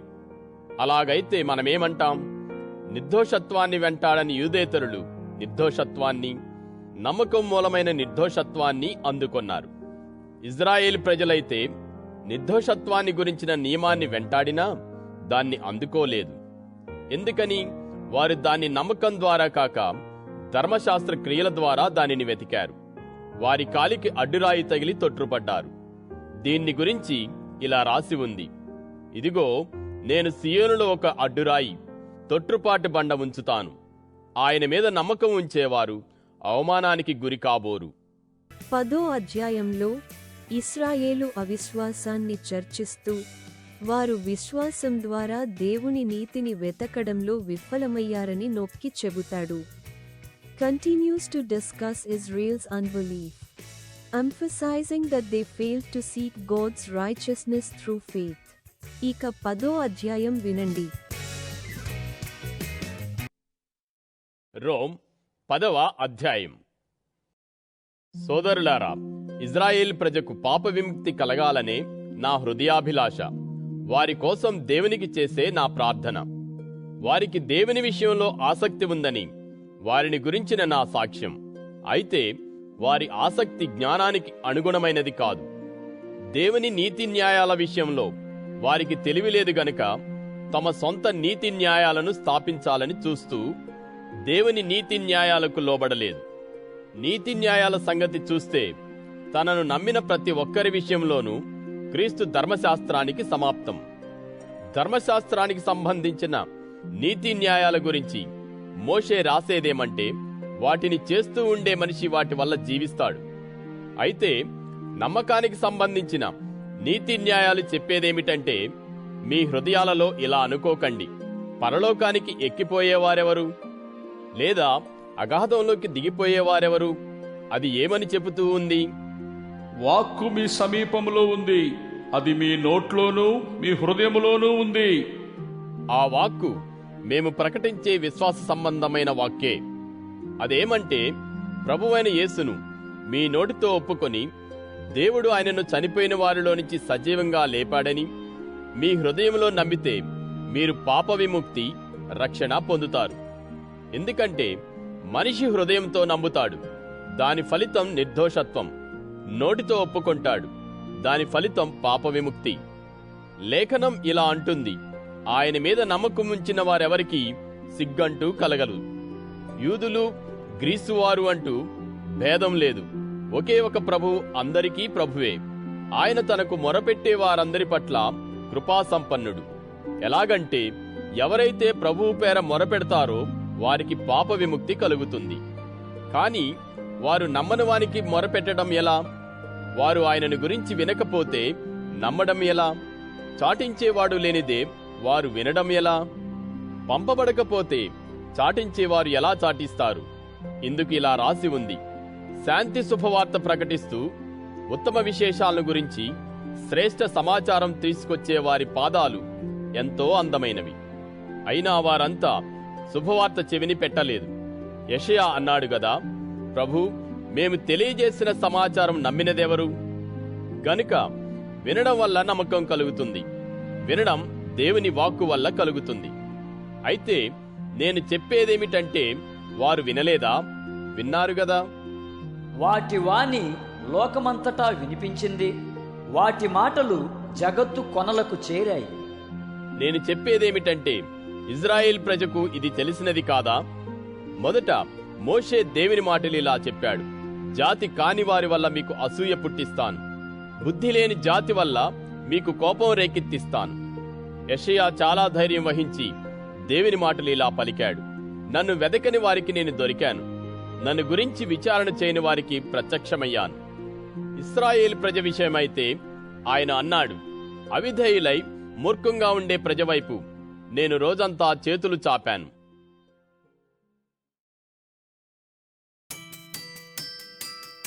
11వ అధ్యాయంలో దేవుడు ఇశ్రాయేలును పూర్తిగా తిరస్కరించలేదని, అన్యుల చేరిక ద్వారా దేవుడు ఒకరోజు ఇశ్రాయేలు శేషానికి దయ చూపగలడని వివరిస్తాడు. Explains that God has not completely rejected Israel. And through the Gentiles' inclusion, God will one day be able to show mercy to a remnant of Israel. ఇక 11వ అధ్యాయం వినండి. రోమ్ 11వ అధ్యాయం. అలాగైతే నేనడిగేదేమిటంటే, దేవుడు తన ఇశ్రాయేల్ ప్రజను నిరాకరించాడా? అలా కానే కాదు. ఆ మాటకు వస్తే నేను ఇశ్రాయేలు వాణ్ణే, అబ్రహాము సంతానంలో ఒకణ్ణి, బెన్యామీను గోత్రీకుణ్ణి. దేవుడు ముందుగా ఎరిగిన తన ప్రజను త్రోసివేయలేదు. ఏలియా ఇశ్రాయేలుకు వ్యతిరేకంగా దేవుని ఎదుట వాదించిన లేఖన భాగంలో చెప్పినది మీకు తెలియదా? అదేమంటే, ప్రభు, వారు నీ ప్రవక్తలను చంపారు, నీ బలిపీఠాలను పడద్రోశారు, నేనొక్కడే మిగిలాను, వారు నా ప్రాణం కూడా తీయజూస్తున్నారు. అయితే దేవుడు అతనికి చెప్పిన సమాధానం ఏమిటంటే, బయల్దేవుడికి మోకరించని 7,000 మందిని నా కోసం ప్రత్యేకించి ఉంచుకున్నాను. ఆ విధంగానే ప్రస్తుత కాలంలో కూడా దేవుని కృపమూలమైన ఏర్పాటు ప్రకారం కొందరు మిగిలి ఉన్నారు. అది కృప వల్ల గనుక అయితే ఇక క్రియల మూలమైనది కాదు. లేకపోతే కృప ఇక కృపే కాదు. అది క్రియల మూలమైనది అయితే అది ఇక కృప మూలమైనది కాదు. లేకపోతే క్రియ ఇక క్రియ కాదు. అయితే తేలినదేమిటి? ఇశ్రాయేల్ ప్రజ వెదికేది ఏదో అది వారికి కలగలేదు గాని వారిలో దేవుడు ఎన్నుకున్న వారికి అది కలిగింది. తక్కిన వారికి గుడ్డితనం కలిగింది. ఇందుకు ఇలా రాసి ఉంది: దేవుడు వారికి నిద్రపోయే మనసు, చూడని కండ్లు, వినని చెవులు నేటి వరకు ఇచ్చాడు.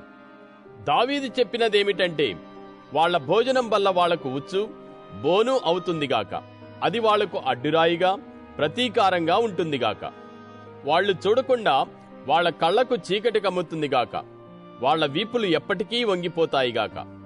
అందుచేత నేనడిగేదేమిటంటే, వారు పూర్తిగా పడిపోవాలని తొట్రుపడడం జరిగిందా? అలా కానే కాదు గాని వారి తొట్రుపాటు వల్ల ఇతర ప్రజలకు పాప విముక్తి కలిగింది. తద్వారా ఇజ్రాయెల్ వారికి అసూయ పుట్టాలి అని దేవుని ఉద్దేశం.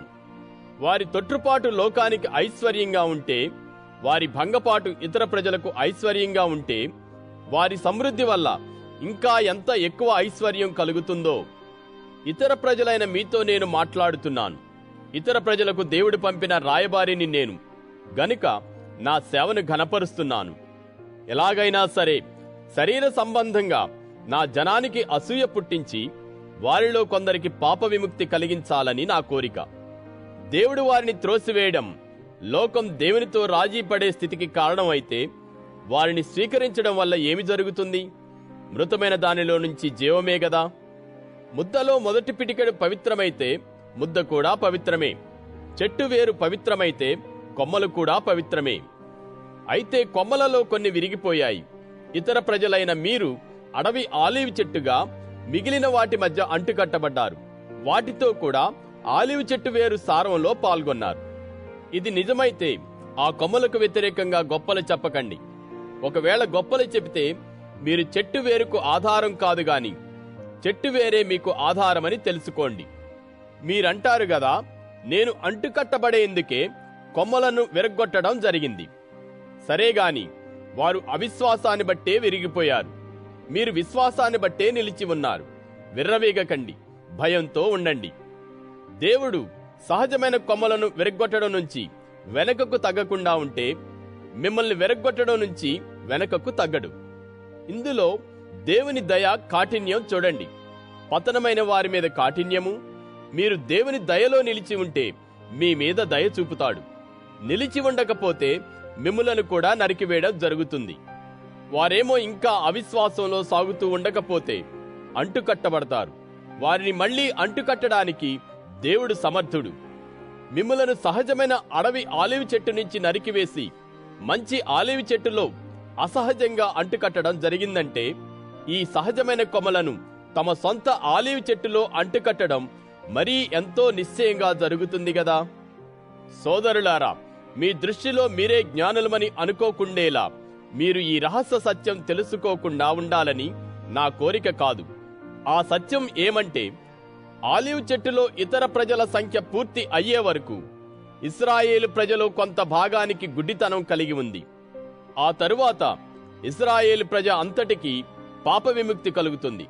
దీనికి సమతంగా రాసి ఉన్నదేమిటంటే, విమోచకుడు సియోను నుంచి వచ్చి యాకోబు జనంలో ఉన్న భక్తిహీనతను తొలగిస్తాడు. వారి అపరాధాలను తీసివేసేటప్పుడు నేను వారితో చేసే ఒడంబడిక ఇదే. శుభవార్త విషయమైతే వారు విరోధులు, ఇది మీకోసమే. కాని దేవుని ఎన్నిక విషయంలో వారు పితరులను బట్టి దేవునికి ప్రియులు. ఎందుకంటే దేవుడు ఉచితంగా ఇచ్చిన వాటి విషయంలో ఆయన పిలుపు విషయంలో మార్పు కలగదు. గతంలో మీరు దేవునికి లోబడని వారు, ఇప్పుడైతే వారు లోబడకపోవడం చేత మీకు కరుణ లభించింది. అలాగే ఇప్పుడు వారు లోబడని వారు గాని మీకు కలిగిన కరుణ వల్ల వారికి కూడా కరుణ కలగాలి అని దేవుని ఉద్దేశం. ఎందుకంటే దేవుడు అందరి మీద కరుణ చూపాలని అందరినీ లోబడని స్థితిలో మూసివేసి నిర్బంధించాడు. ఆహా, దేవుని బుద్ధి జ్ఞానాల సమృద్ధి ఎంత లోతైనది! ఆయన న్యాయ నిర్ణయాలు ఎంత అన్వేషించలేనివి! ఆయన మార్గాలు ఎంత జాడపట్టలేనివి! ప్రభు మనసు ఎరిగినవాడెవడు? ఆయనకు ఆలోచన చెప్పేవాడెవడు? ఆయన మళ్లీ ఇవ్వాలని ఆయనకు ముందుగా ఇచ్చిన వాడెవడు? సమస్తము ఆయన నుంచి, ఆయన ద్వారా, ఆయనకే శాశ్వతంగా మహిమ కలుగుతుందిగాక. తథాస్తు. రోమా పత్రికలో 12 నుండి 16 అధ్యాయాల వరకు సువార్త వెలుగులో జీవించడం, పాలక అధికారులకు లోబడి ఉండటం, ఒకరినొకరు ప్రేమించుకోవడం, పౌలు వ్యక్తిగత ప్రణాళికలు, శుభాకాంక్షలు వంటి ఆచరణాత్మక క్రైస్తవ జీవనంపై దృష్టి పెడతాయి. 12వ అధ్యాయంలో విశ్వాసులను సజీవ సాక్ష్యాలుగా జీవించమని, వారి బహుమతులు మరియు ఒకరిపై ఒకరు ప్రేమతో సహా వారి దైనందిన జీవితాలకు వారి విశ్వాసాన్ని వర్తింపజేయమని పౌలు ఉద్బోధిస్తాడు. Paul exhorts believers to live as living sacrifices and apply their faith to their daily lives, including their gifts and love for one another. ఇక 12వ అధ్యాయం వినండి.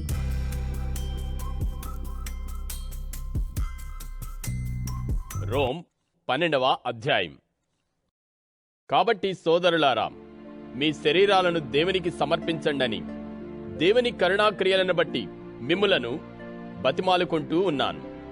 ఈ అర్పణ సజీవమైనది, పవిత్రమైనది, దేవునికి ప్రీతికరమైనది. ఇలా చేయడం మీ యుక్తమైన సేవ. ఈ లోకం తీరుకు లొంగకండి గాని మీ మనసు కొత్తది కావడం వల్ల పూర్తిగా మార్పు చెందుతూ ఉండండి. అప్పుడు దేవుని చిత్తమేదో మీరు పరీక్షించి తెలుసుకోగలుగుతారు. దేవుని చిత్తం మంచిది, ప్రీతికరమైనది, ఏ లోపమూ లేనిది. దేవుడు నాకు ప్రసాదించిన కృప వల్ల మీలో ప్రతి ఒక్కరితో ఇలా అంటున్నాను. దేవుడు కొలత ప్రకారం ఒక్కొక్కరికి విశ్వాసం పంచి ఇచ్చాడు. దానిని బట్టి ఒకరు ఎంతవారు అని తలచుకోదగ్గ దానికంటే తాను అధికుడని తలచుకోకూడదు గాని స్వస్థ బుద్ధితో తలచుకోవాలి. ఒకే శరీరంలో అనేక అవయవాలు మనకున్నాయి.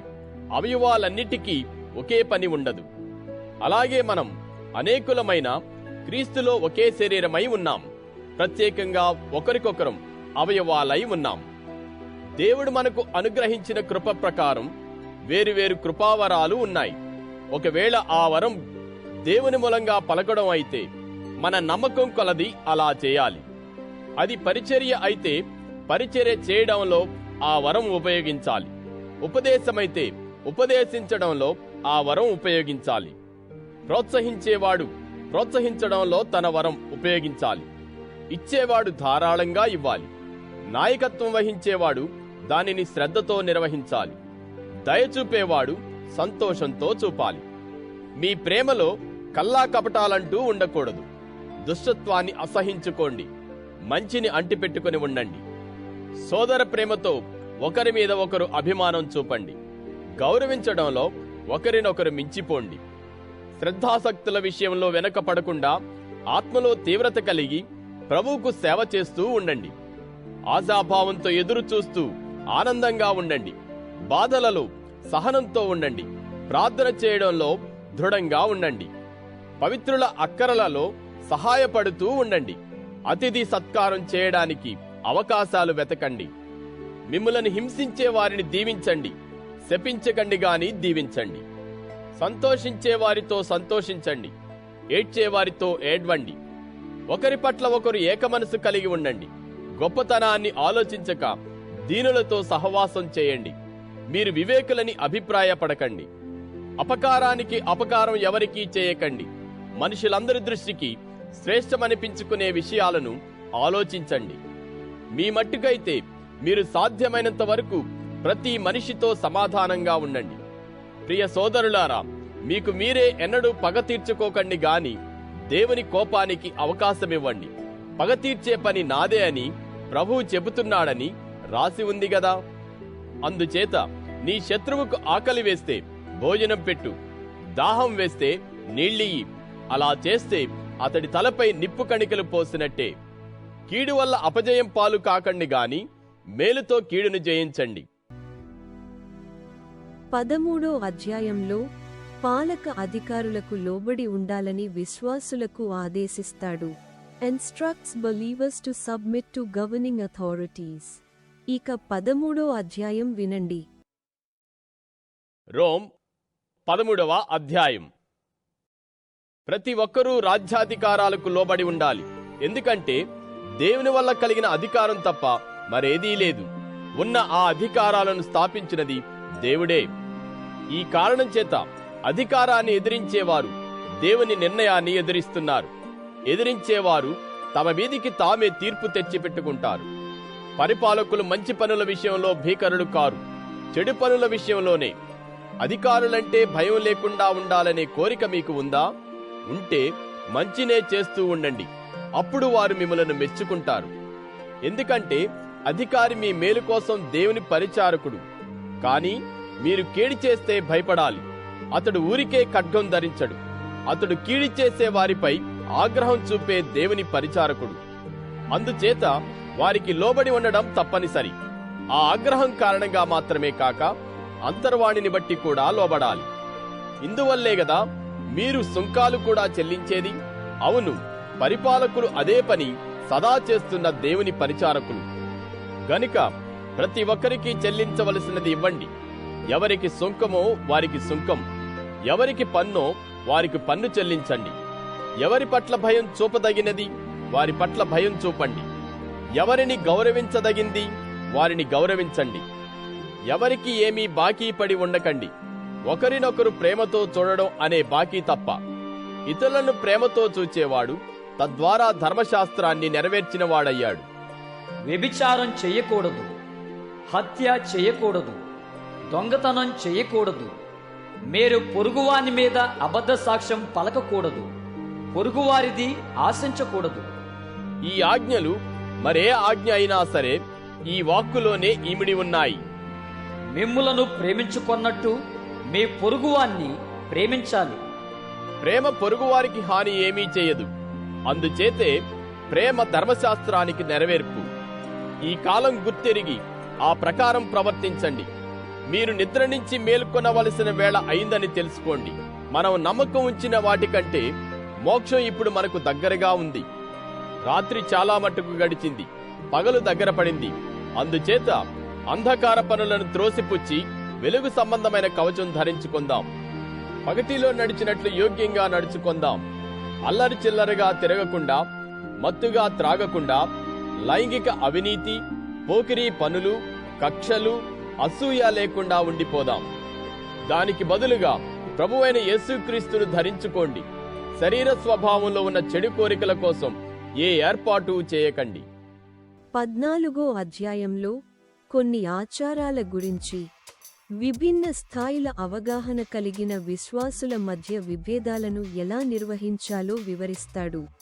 ఒకరినొకరు తీర్పు తీర్చుకోకూడదని నొక్కి చెబుతాడు. Chapter 14 deals with how to handle disagreements between believers who have different levels of understanding regarding certain practices, emphasizing not judging one another. ఇక 14వ అధ్యాయం వినండి. రోమ్ 14వ అధ్యాయం. విశ్వాస సత్యాలలో అసమర్థుణ్ణి చేర్చుకోండి గాని సందేహాల గురించిన నిర్ణయం కోసం కాదు. అన్నీ తినవచ్చని ఒకరి నమ్మకం. విశ్వాస సత్యాలతో అసమర్థుడు శాకాహారమే తినవచ్చు. అన్నీ తినే వ్యక్తి తినని వ్యక్తిని తృణీకరించకూడదు. తినని వ్యక్తి తినే వ్యక్తికి తీర్పు తీర్చకూడదు. దేవుడే ఆ వ్యక్తిని చేర్చుకున్నాడు గదా. మరొకరి దాసునికి తీర్పు తీర్చడానికి మీరెవరు? అతడు నిలకడగా ఉన్నా పడిపోయినా ఆ సంగతి తన సొంత యజమానికే చెందుతుంది. అతడు నిలకడగా ఉండేలా దేవుడు చేయగలడు గనుక అతడు నిలకడగా ఉంటాడు. ఒకరు ఒక రోజు కంటే మరో రోజు ప్రత్యేకమైనదిగా ఎంచుతారు. రోజులన్నీ సమానమే అని మరొకరు ఎంచుతారు. ప్రతి ఒక్కరూ తమ మనసులో గట్టి నిశ్చయానికి రావాలి. విశేష దినాన్ని ఆచరించేవాడు ప్రభువు విషయంలో ఆచరిస్తాడు. ఆ దినాన్ని ఆచరించనివాడు ప్రభువు విషయంలో ఆచరించకుండా ఉంటాడు. అన్నీ తినేవాడు ప్రభువు విషయంలో తింటారు, ఎందుకంటే దేవునికి కృతజ్ఞత చెబుతారు గదా. అన్నీ తినని వారు కూడా దేవునికి కృతజ్ఞత చెప్పి ప్రభువు విషయంలో తినకుండా ఉంటారు. మనలో ఏ ఒక్కరూ తన మట్టుకు తానే బ్రతకరు, తన మట్టుకు తానే చనిపోరు. మనం బ్రతుకుతూ ఉంటే ప్రభువు సంబంధంగా బ్రతుకుతున్నాం, చనిపోతే ప్రభువు సంబంధంగా చనిపోతాం. కాబట్టి బ్రతికినా చనిపోయినా మనం ప్రభువుకే చెందేవారం. తాను చనిపోయిన వారికి బ్రతికి ఉన్న వారికి ప్రభువై ఉండాలనే కారణం చేత క్రీస్తు చనిపోయి లేచి మళ్లీ బ్రతికాడు. అయితే మీరు మీ సోదరునికి తీర్పు తీర్చడం ఎందుకని? లేదా మీ సోదరుని తృణీకరించడం ఎందుకని? మనమంతా క్రీస్తు న్యాయపీఠం ఎదుట నిలబడతాం. ఇలా రాసి ఉంది, ప్రభువు చెప్పేదేమిటంటే, నా జీవం తోడు ప్రతి మోకాలు నా ముందు వంగుతుంది, ప్రతి నాలుక దేవుణ్ణి ఒప్పుకుంటుంది. కనుక మనలో ప్రతి ఒక్కరూ తనను గురించి దేవునికి లెక్క చూపవలసి వస్తుంది. కాబట్టి ఇక మీదట ఒకరికి ఒకరం తీర్పు తీర్చకుండా ఉందాం. దానికి బదులుగా మన సోదరుని ఎదుట అడ్డంకి ఆటంకము ఏదీ కలిగించకూడదని నిశ్చయించుకుందాం. ఆహార పదార్థం ఏదీ సహజంగా అశుద్ధమైనది కాదని నాకు తెలుసు. యేసు ప్రభువు ద్వారా దృఢ నిర్ణయానికి వచ్చాను. కానీ ఏదైనా అశుద్ధమని తలచే వారికే అది అశుద్ధం. మీరు తినే ఆహారాన్ని బట్టి మీ సోదరుడు నొచ్చుకుంటే మీరిక ప్రేమభావంతో ప్రవర్తించడం లేదన్నమాట. క్రీస్తు అతని కోసం చనిపోయాడు. మీ ఆహారం చేత అతన్ని పాడు చేయకండి. మీకు మేలైనది దూషణ పాలు కాకుండా చూచుకోండి. దేవుని రాజ్యమంటే తినడము త్రాగడము కాదు, అది పవిత్రాత్మలో నీతి న్యాయాలు, శాంతి, ఆనందం. ఈ విషయాల్లో క్రీస్తుకు సేవ చేసేవాడు దేవునికి ఇష్టడు, మనుషుల దృష్టికి యోగ్యుడు. అందుచేత మనం సమాధానం, పరస్పర క్షేమాభివృద్ధి కలిగించే వాటినే అనుసరించుదాం. తిండి కోసం దేవుని పనిని పాడు చేయకండి. ప్రతి తిండి పవిత్రమే గాని వాటిని తింటూ ఇతరులకు అడ్డంకి కలిగించే వ్యక్తికి అది చెడ్డది. మాంసం తినడం వల్ల గాని, ద్రాక్షారసం త్రాగడం వల్ల గాని, మరి దేని వల్లనైనా గాని మీ సోదరునికి అడ్డంకి, ఆటంకం, బలహీనత కలిగితే అలాంటి వాటిని మానివేయడమే మంచిది. ఒక విషయంలో మీకు నమ్మకం ఉందా? దాన్ని దేవుని ఎదుట మీ మట్టుకు మీరే ఉంచుకోండి. తాను సమ్మతించిన వాటిలో తనను నిందించుకోని వ్యక్తి ధన్యజీవి. అయితే అనుమానంతో తినే వ్యక్తి దోషం చేసినట్టే తీర్పోయింది. ఎందుకంటే నమ్మకం మూలంగా తినడం లేదు. నమ్మకం మూలంగా చేయనిది ఏదైనా సరే అది పాపమే.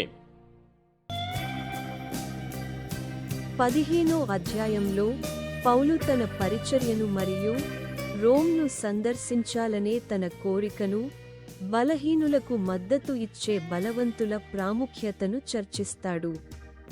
Paul discusses his ministry and his desire to visit Rome and the importance of the strong supporting the weak. ఇక 15వ అధ్యాయం వినండి. రోమ్ 15వ అధ్యాయం. విశ్వాసంలో బలం గల మనం ఎక్కువ బలం లేని వారి లోపాలు భరించడానికి బద్ధులం. అంతేగాని మన సంతోషమే మనం చూచుకోకూడదు. పొరుగువారి మేలు కోసం, వారి అభివృద్ధికి మనలో ప్రతి ఒక్కరము వారి సంతోషం చూడాలి. ఎందుకంటే క్రీస్తు కూడా తన సంతోషం చూచుకోలేదు. ఇలా రాసి ఉంది, నిన్ను నిందించే వాళ్ళు మోపిన నిందలకు నేను గురి అయ్యాను. లేఖనాలు ఇచ్చే సహనం, ప్రోత్సాహం వల్ల మనం ఆశాభావం కలిగి ఉండాలని గతంలో పాత ఒడంబడికలో రాసి ఉన్నవన్నీ మన ఉపదేశం కోసం రాసి ఉన్నాయి. మీరు ఏకభావం కలిగి ఏకస్వరంతో మన ప్రభువైన యేసుక్రీస్తు తండ్రి అయిన దేవునికి మహిమ కలిగించాలి. ఇందుకే మీలో ఒకరితో ఒకరికి క్రీస్తు యేసుకు అనుగుణమైన ఏకమనస్సును, సహనానికి ప్రోత్సాహానికి కర్త అయిన దేవుడు అనుగ్రహిస్తాడుగాక.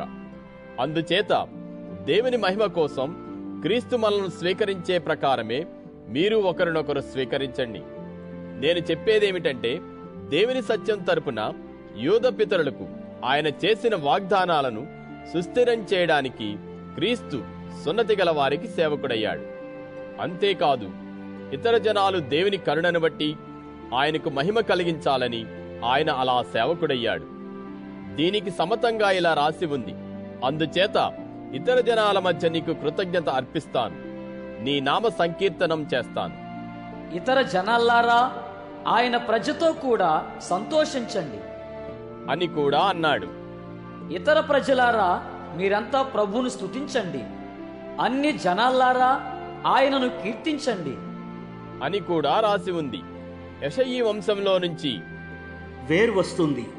ఇతర జనాలను ఏలడానికి పరిపాలకుడు ఉదయిస్తాడు. ఆయన మీద ఇతర జనాలకు ఆశాభావం కలుగుతుంది. యెషయా అన్నాడు, ఇప్పుడు పవిత్రాత్మ బల ప్రభావాల వల్ల మీకు ఆశాభావం సమృద్ధిగా కలిగేలా ఆశాభావానికి కర్త అయిన దేవుడు నమ్మకం ఉంచడం ద్వారా పూర్ణ ఆనందంతోనూ పూర్ణ శాంతితోనూ మిమ్మల్ని నింపుతాడుగాక.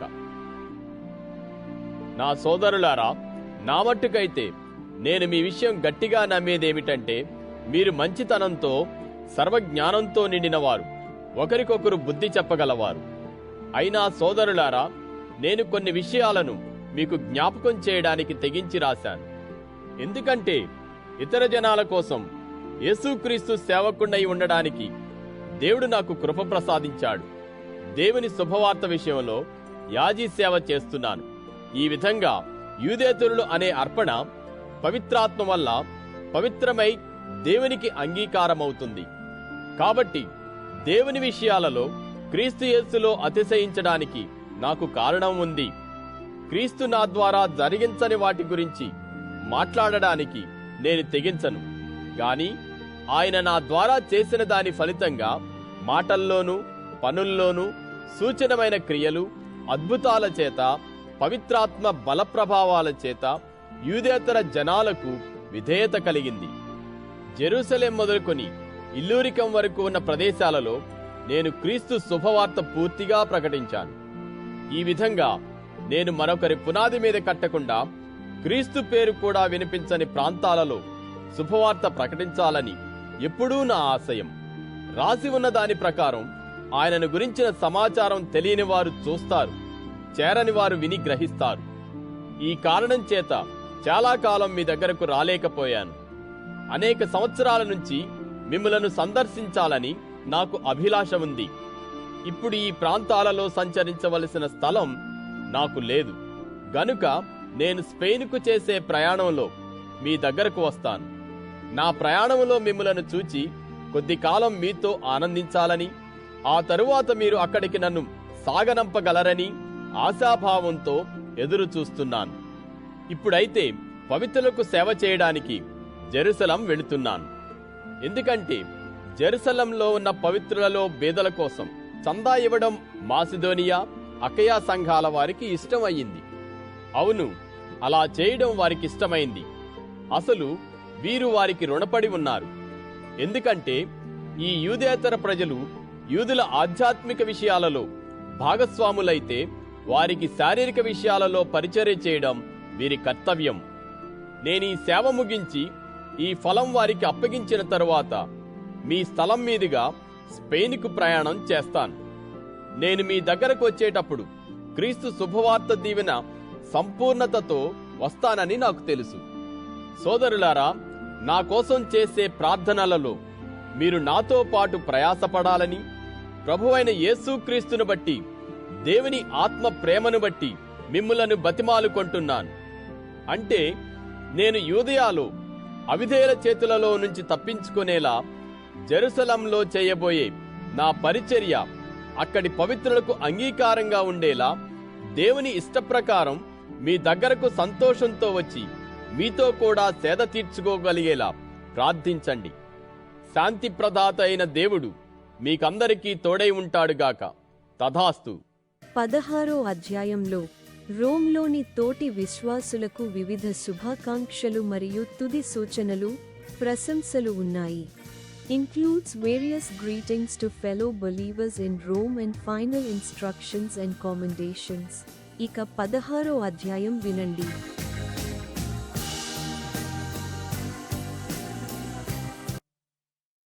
రోమ్ 16వ అధ్యాయం. మన సోదరి ఫీబేను మీకు సిఫారసు చేస్తున్నాను. కేంక్రేయాలో ఉన్న క్రీస్తు సంఘంలో ఈమె సేవకురాలు. పవిత్రులకు తగినట్టుగా ప్రభువును బట్టి ఈమెను స్వీకరించండి. ఈమెకు ఏ విషయాలలో మీ సహాయం అవసరమో వాటిలో తోడ్పడండి. ఎందుకంటే ఈమె అనేకులకు, ఆ మాటకు వస్తే నాకు కూడా సహాయం చేసింది. ప్రిస్కిల్లాకు, అకులాకు నా అభివందనాలు చెప్పండి. వారు క్రీస్తు యేసులో నా జతపనివారు. నా కోసం వారు తమ ప్రాణాలు కూడా తెగించారు. నేను వారికి కృతజ్ఞుణ్ణి. నేను కాదు, యూదేతర జనాలలో ఉన్న క్రీస్తు సంఘాల వారంతా కృతజ్ఞులు. వారి ఇంట్లో సమకూడే సంఘానికి కూడా నా అభివందనాలు. నా ప్రియ సోదరుడైన ఎపైనీటుకు నా అభివందనాలు చెప్పండి. ఆసియా రాష్ట్రంలో ఇతడే క్రీస్తుకు తొలిపంట. మరియకు అభివందనాలు. మా కోసం ఆమె ప్రయాస ఇంతింత కాదు. ఆంద్రోనీకస్సుకు, యూనికస్సుకు అభివందనాలు. వారు నా రక్త సంబంధులు, మునుపు నాతో కూడా ఖైదీలు, క్రీస్తు రాయబరులలో ప్రసిద్ధులు, నాకంటే ముందుగా క్రీస్తులో ఉన్నవారు. ప్రభువులో నా ప్రియమిత్రుడు అంప్లియతుకు అభివందనాలు. క్రీస్తులో నా జతపనివాడైన బూర్బానుకు, నా ప్రియమిత్రుడు స్టాకుకు అభివందనాలు. అపెల్లెకు అభివందనాలు. అతడు క్రీస్తులో పరీక్షలకు నిలిచిన యోగ్యుడు. అరిస్టాబులస్ ఇంటివారికి అభివందనాలు. నా రక్త సంబంధి అయిన హేరోదియన్కు అభివందనాలు. నార్కిస్ ఇంటి వారిలో ప్రభువులో ఉన్న వారికి అభివందనాలు. ప్రభువులో ప్రయాసపడే త్రుఫైనాకు, త్రుఫోసాకు అభివందనాలు. ప్రియ సోదరి పెర్సిస్కు అభివందనాలు. ఆమె ప్రభువులో అధికంగా ప్రయాసపడింది. ప్రభువులో ఎన్నికైన వాడు రూఫసుకు, అతని తల్లికి అభివందనాలు. ఆవిడ నాకు కూడా తల్లి. అసుంక్రితసుకు, ఫ్లెగోనుకు, హెర్మాకు, పత్రోబసుకు, హెర్మేకు, వారితో ఉన్న సోదరులకు అభివందనాలు. ఫిలోలోగస్కు, యూలియాకు, నేరియాకు, అతని సోదరికి, ఒలుంఫాకు, వారితో ఉన్న పవిత్రులందరికీ అభివందనాలు. పవిత్రమైన ముద్దు పెట్టుకుని ఒకరితో ఒకరు అభివందనాలు చెప్పుకోండి. క్రీస్తు సంఘాల నుంచి మీకు అభివందనాలు. సోదరులారా, మీరు నేర్చుకున్న ఉపదేశానికి విరుద్ధమైన భేదాలు, అభ్యంతరాలు కలిగించే వారిని కనిపెట్టి వారి సహవాసం నుంచి తొలగాలని మిమ్ములను వేడుకొంటున్నాను. అలాంటి వారు మన ప్రభువైన యేసుక్రీస్తుకు సేవ చేయడం లేదు గాని తమ కడుపుకే దాసులు. వారు ఇచ్చకం వినియోగిస్తూ మృదువైన మాటలతో అమాయకులను మోసగిస్తారు. మీ విధేయతను గురించి అందరికీ వినిపించింది గనుక మీ విషయం నేను ఆనందిస్తున్నాను. అయితే మీరు మంచి విషయాలలో తెలివైనవారు, చెడు విషయాలలో నిర్దోషులు కావాలని నా కోరిక. శాంతి ప్రదాత అయిన దేవుడు మీ పాదాల క్రింద సైతానును త్వరగా చితగ్గొట్టివేస్తాడు. మన ప్రభువైన యేసు అనుగ్రహం మీకు తోడై ఉంటుందిగాక. నా జతిపనవాడు తిమోతి, నా బంధువులు లూకియా, యాసోను, సోసిపత్తు మీకు అభివందనాలు చెబుతున్నారు. ఈ లేఖ రాసి పెట్టిన తెర్తియ అనే నేను కూడా ప్రభువులో మీకు అభివందనాలు చెబుతున్నాను. నాకు క్రీస్తు సంఘమంతటికి అతిథి సత్కారాలిచ్చే గాయస్, ఈ నగర ఖజానాదారుడు ఎరస్తు, సోదరుడు క్వర్తు మీకు అభివందనాలు చెబుతున్నారు. మన ప్రభువైన యేసుక్రీస్తు అనుగ్రహం మీకు తోడై ఉంటుందిగాక. తథాస్తు.